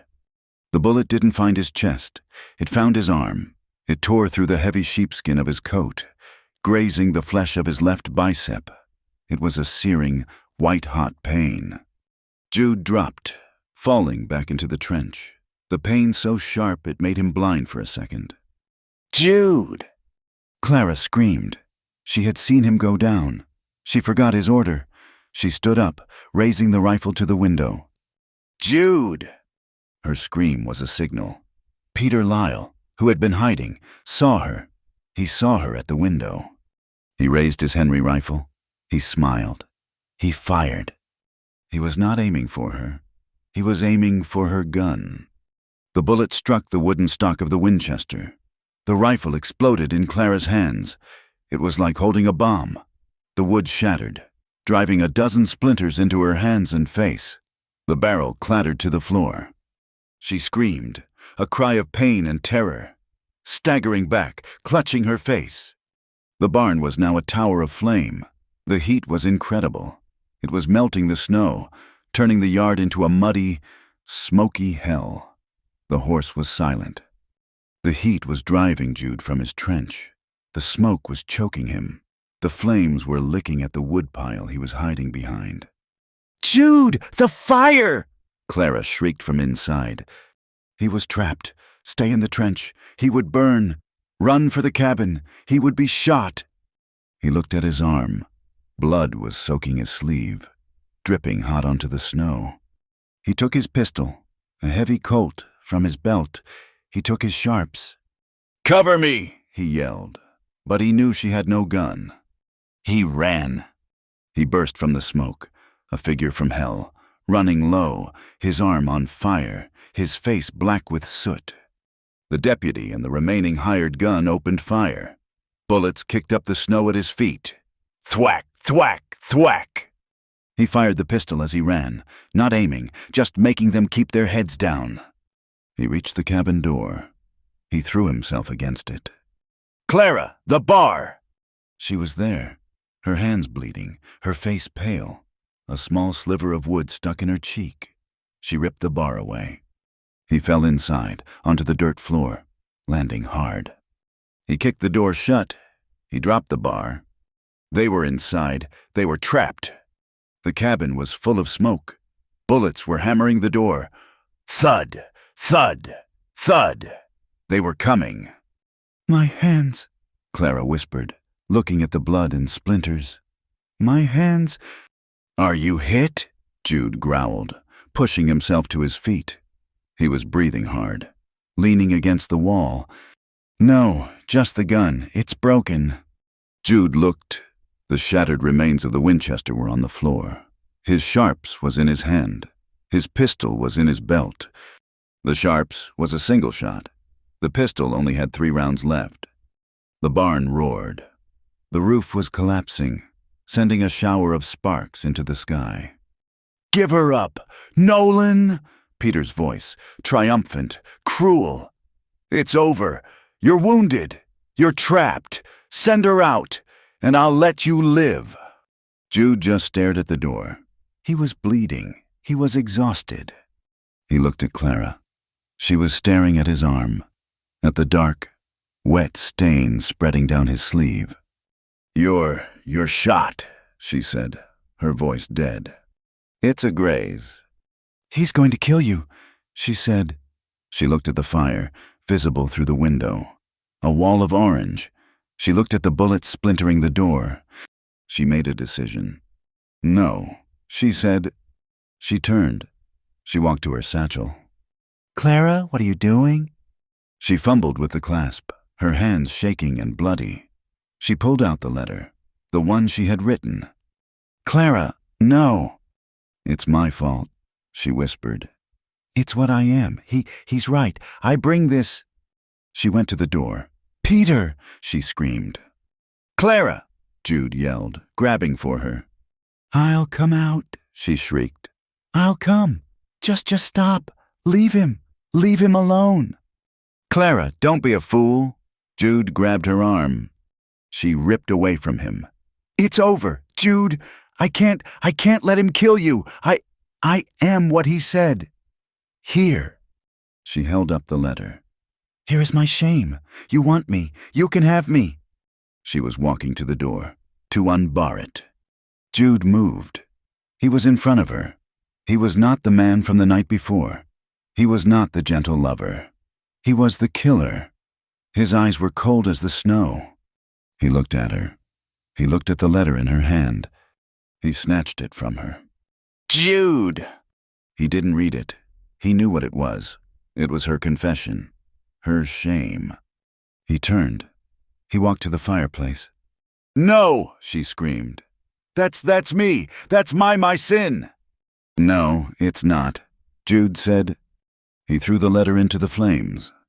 Clara watched, horrified, as the paper blackened, curled, and flared up.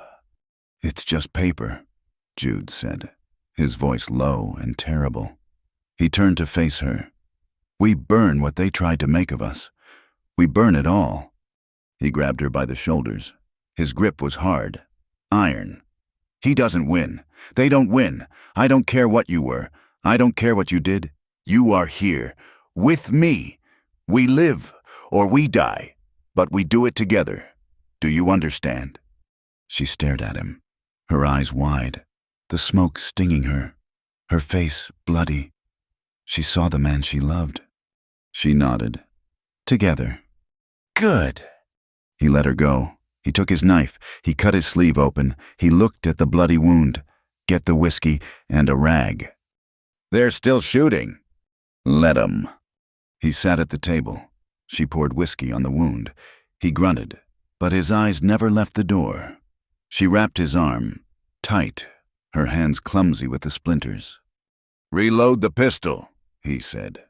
She fumbled with the cartridges, her bloody fingers slipping. She loaded the 3 chambers. Jude stood up. He walked to the window. He was holding the sharps. "Nolan!" Peter's voice. He was closer. He was in the yard. "Last chance. The cabin is next." Jude could see him. He was standing by the corner of the burning barn, the flames lighting his face. He was triumphant. He thought he had won. He thought Jude was dying. He thought Clara was broken.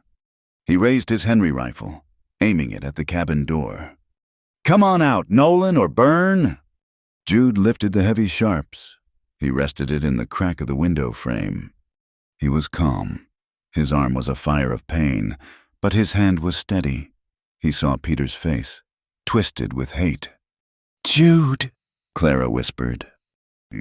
"Get down," Jude said. He lined up the sight, the man's dark coat, the center of his chest. He remembered Mary. He remembered Sarah. He remembered the smell of the smoke. 3 years ago. He squeezed the trigger.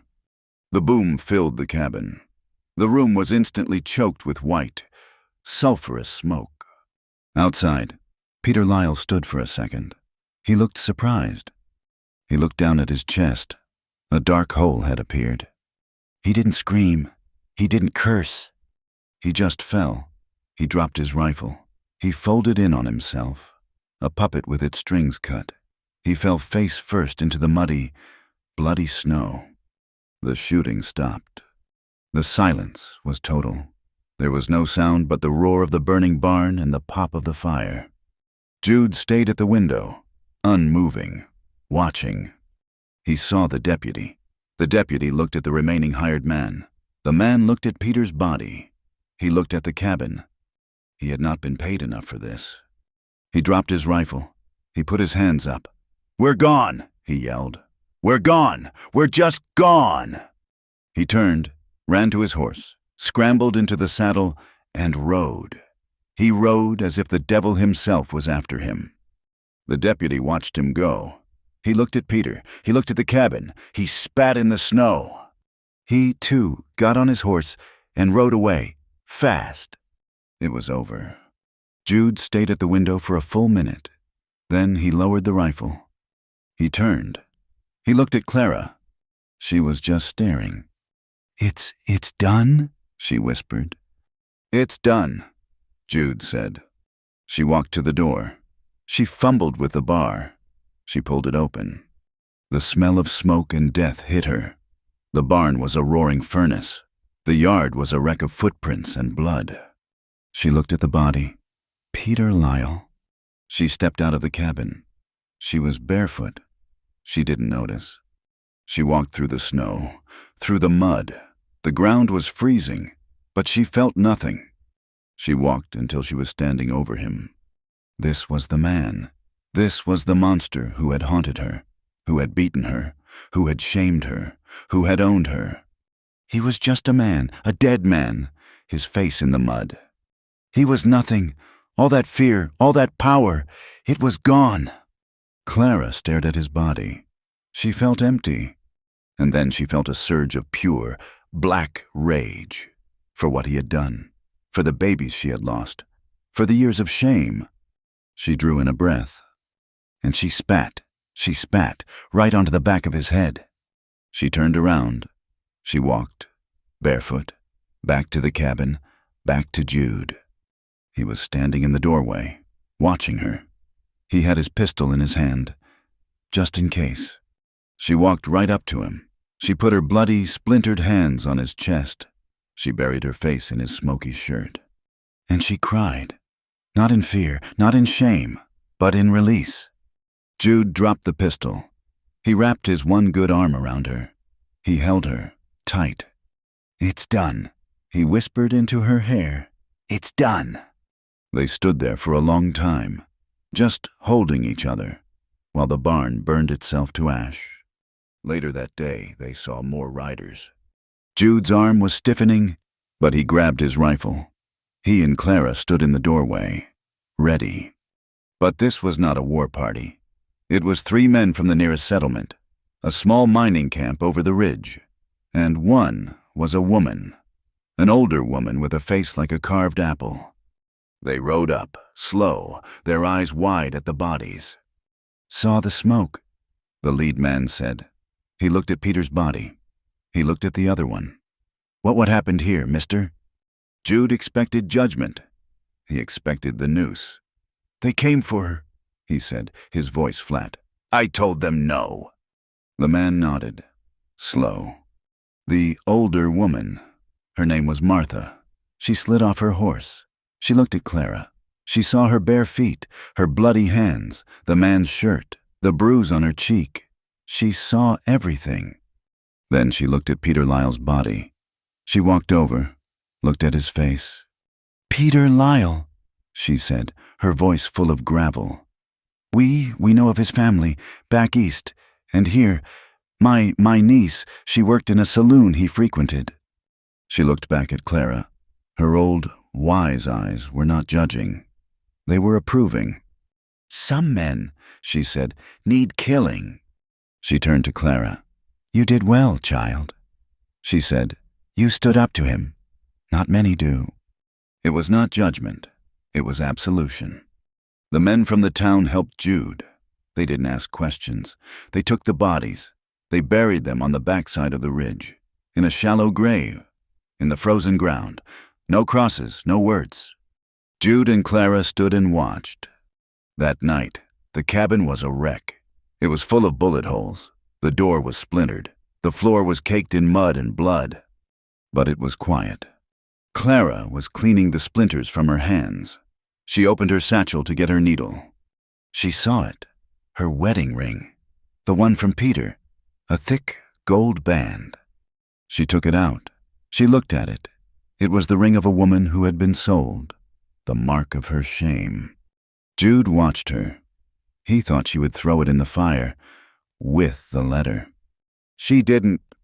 She closed her hand around it. She held it. This was not her shame. This was her reminder. This was the proof. This was the dragon she had slain. She had survived him. She had survived all of it. She would keep it to remember how strong she was. She put the ring back in the satchel. The cabin was cold. The fire was low. They were exhausted. They lay down on the cot, their bodies aching. They lay in each other's arms, tangled together. They were alive. Jude held her. He felt the warmth of her skin. He felt her heart beating steady and strong against his. He leaned in, his lips brushing her ear, his voice a rough whisper in the dark. "You're not cold anymore. You don't stay in a place that's soaked in blood. Not if you want to live." The cabin in Wyoming. It wasn't a home. It was a tomb. It was where Jude's first life had ended, and it was where his second life had almost ended. The ground was poisoned by the memory of fire and the graves on the ridge. They left as soon as the pass was clear. Martha, the old woman from the settlement, she came back. She brought 2 horses. I'll take the land," she'd said. "My son can use the pasture. It ain't much. The cabin's shot full." Jude didn't care. He signed the paper she'd brought. He took the horses and the small bag of coins she offered. It was enough. They didn't look back.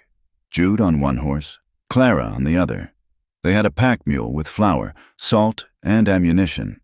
They rode north, not south toward Laramie, north into the mountains to find the Oregon Trail. The world changed. The snow melted, and the land turned from white to a fierce, bright green. The air, which had been a frozen, dead thing, now smelled of pine and damp earth and new life. They rode, for weeks, and the silence, which had been their prison, now became their comfort. They slept rough. They didn't have a cot. They had one bedroll, and they shared it. They would lie under the stars, a sky so big and black and full of light it made you feel small, but not in a bad way. And they talked. At first, it was just necessity. Need water. Pass the salt. But then, it was more Jude, the man who had been silent for 3 years. He started to speak. He told her about horses, how to read their ears, how to know if one was mean or just scared. He told her about the mountains, which roots were good to eat, how to read the clouds. Clara, she told him about books. She told him about stories she had read back east, about kings and oceans and places he had never seen. He would just listen, his head resting on his saddle, watching the fire. As she spoke, they were healing. The sun and the wind were burning the past off them. One night, Jude was trying to fry a fish he'd caught. He dropped it in the fire. It was a black, smoking mess. He pulled it out, looked at it, and said, his voice dry as dust, "Well, it's warmer than it was." Clara looked at him, and she laughed. That real rusty laugh he'd heard once before. It came rolling out of her, free and real. And Jude Nolan, he smiled. It was not the ghost of a smile. It was a real one. It cracked the granite of his face. It reached his eyes. He looked, for a moment, like the man who had drawn pictures of his daughter. They rode on. They were months on the trail. They crossed the high, brutal passes and came down into the green country. They were low on supplies. They found a trading post. just a rough log hut by a river crossing, smelling of smoke and dried hides. Jude went in, Clara just behind him. His arm was still stiff, but he'd taken off the sling. He was tall, and he stood close to her. Clara was wearing a pair of canvas pants she'd bought from a freighter, and one of Jude's old shirts. Her hair was in a long braid down her back. The trader's wife, a big round woman with flour up to her elbows, looked at them. She saw the way he looked at her.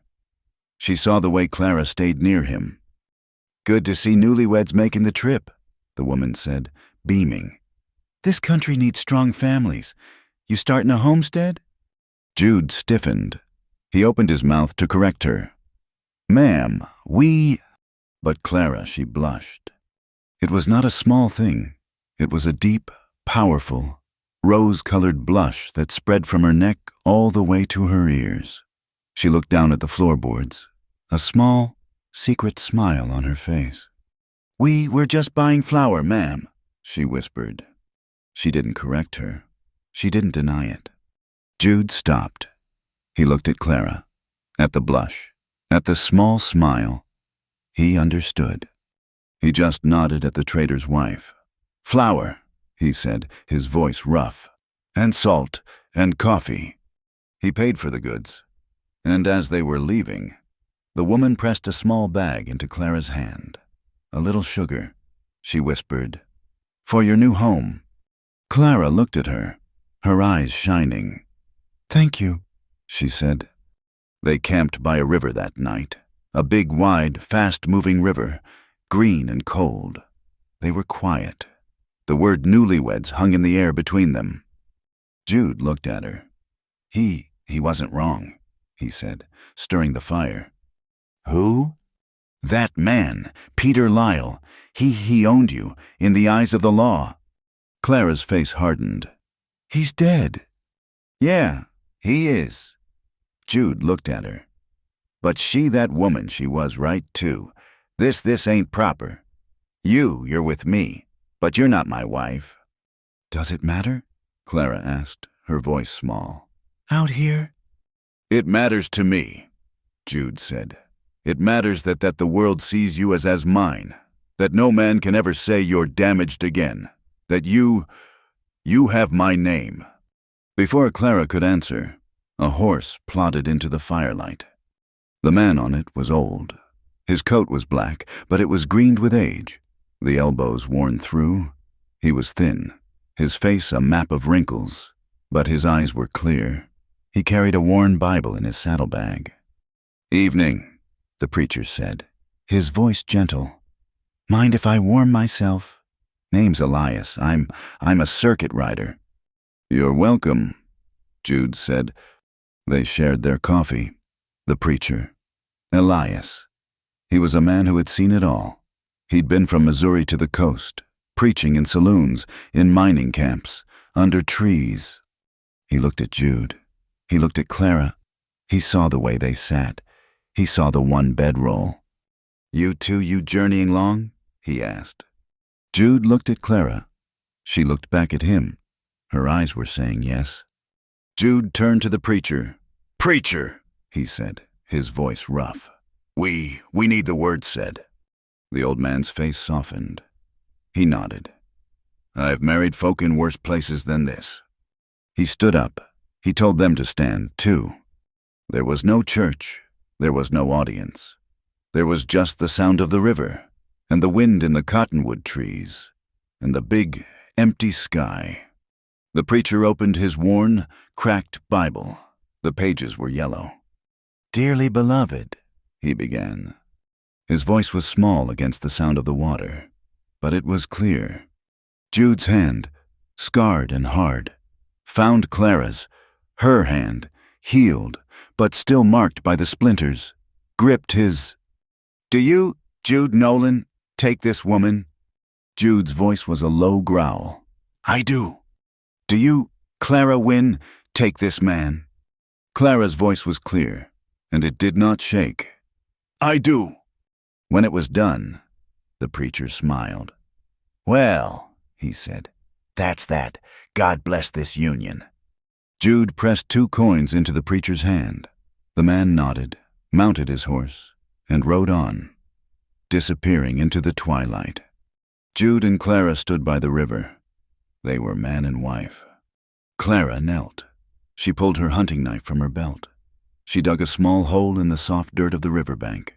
She found a clump of wild Indian paintbrush, bright orange-red, and she transplanted it. She planted it right there, a small spot of color, a promise. Jude watched her. He went to a big old cedar tree that grew by the bank. He took out his own knife. He carved deep into the bark. He carved a J, N, and just below it, a C, N. He cut a rough, square box around the letters. He cut it deep, so the weather could not wear it away. This was their church. This was their mark. They crossed into Oregon. The land was green. It was beautiful. But it was full. There were farms, fences, roads. It was too much like the world she had run from. Jude kept pushing. He was looking for something. He found it months later. They had left the trail, following a small creek up into the high country. They came over a ridge, and there it was. It was a valley, not a big one, but it was perfect. It was tucked between 2 high, timbered mountains. A creek, fast and cold, ran right through the middle. The soil was black and rich. The grass was knee-high. And there was peace. There were no roads, no railroad, no telegraph wires, just the valley. Jude pulled his horse to a stop. He just stared. Clara rode up beside him. "Oh, Jude," she whispered. He just nodded, his throat tight. "This," he said. They worked. He felled the trees. He was strong again. His arm was healed. He was not the gaunt, haunted man who had ridden back to a dead homestead. He was new. She helped him. She carried the water. She chinked the logs with mud and moss. They were a team. They built their cabin. It was not a small, dark room. It was big. It had 2 windows, one facing east to the sunrise, one facing south to the valley. It had a real porch. Jude built a corral. He rode out and he bought 2 half-wild mares from a Umatilla man. And he began to train them. He was not breaking them. He was talking to them. He was gentle. He was the man he was meant to be. Clara, she made it a home. She baked. She had sugar now. She found wild huckleberries on the mountain. And she made pies in a heavy Dutch oven. The cabin smelled of new pine, and baking bread, and wild berries. She would sing, sometimes, low, soft songs her mother had taught her. Jude would be at the corral, and he would hear her voice, and he would stop, and just listen. The first snows of their new life were touching the high peaks. It was fall. Clara was out, gathering late-season berries by the narrow trail that led into their valley. It was quiet, just the sound of the wind in the pines. And then a cry.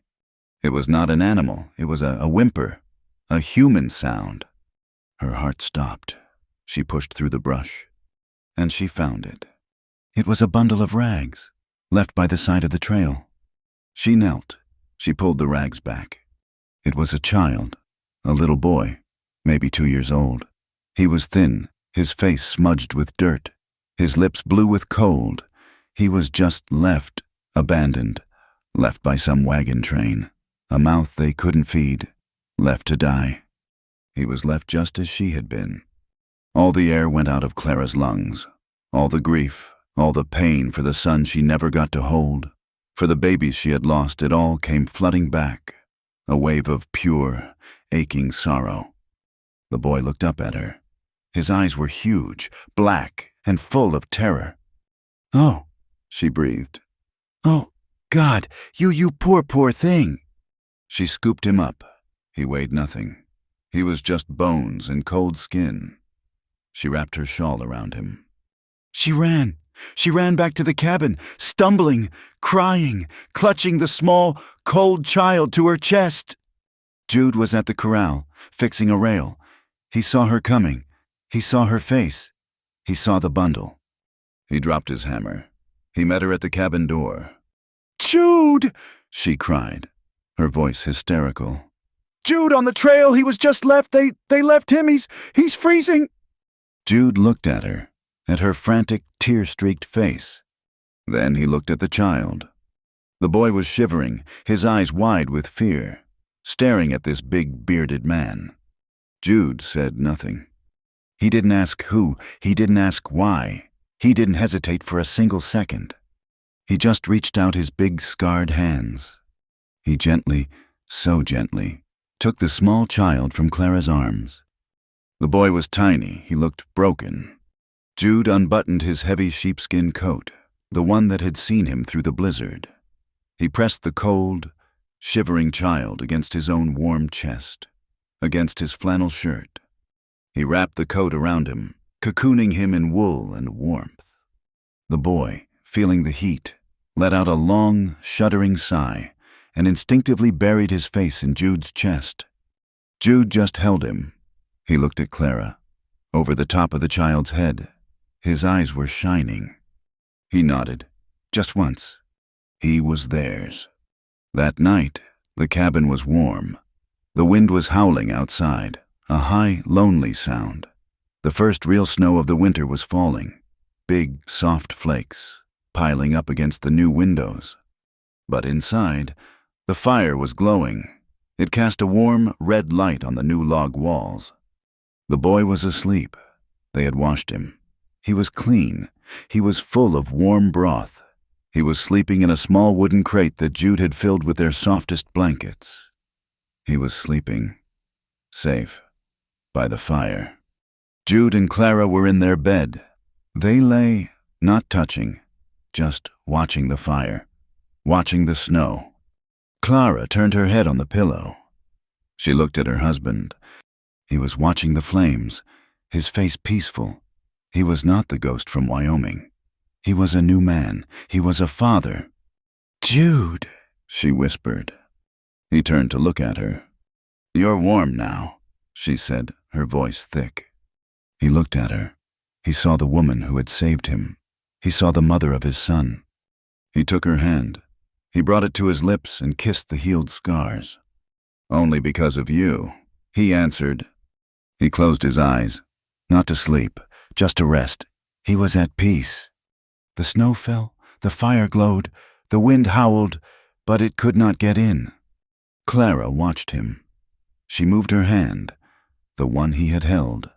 She rested it flat on his chest, right over his heart. She felt it, beating. Strong, steady. They were home. Thank you for listening to this story. We'd love to hear your thoughts, so please comment with where you're listening from, so you can connect with other folks in our community. Don't forget to subscribe to the Wild West Campfire channel for more stories just like this.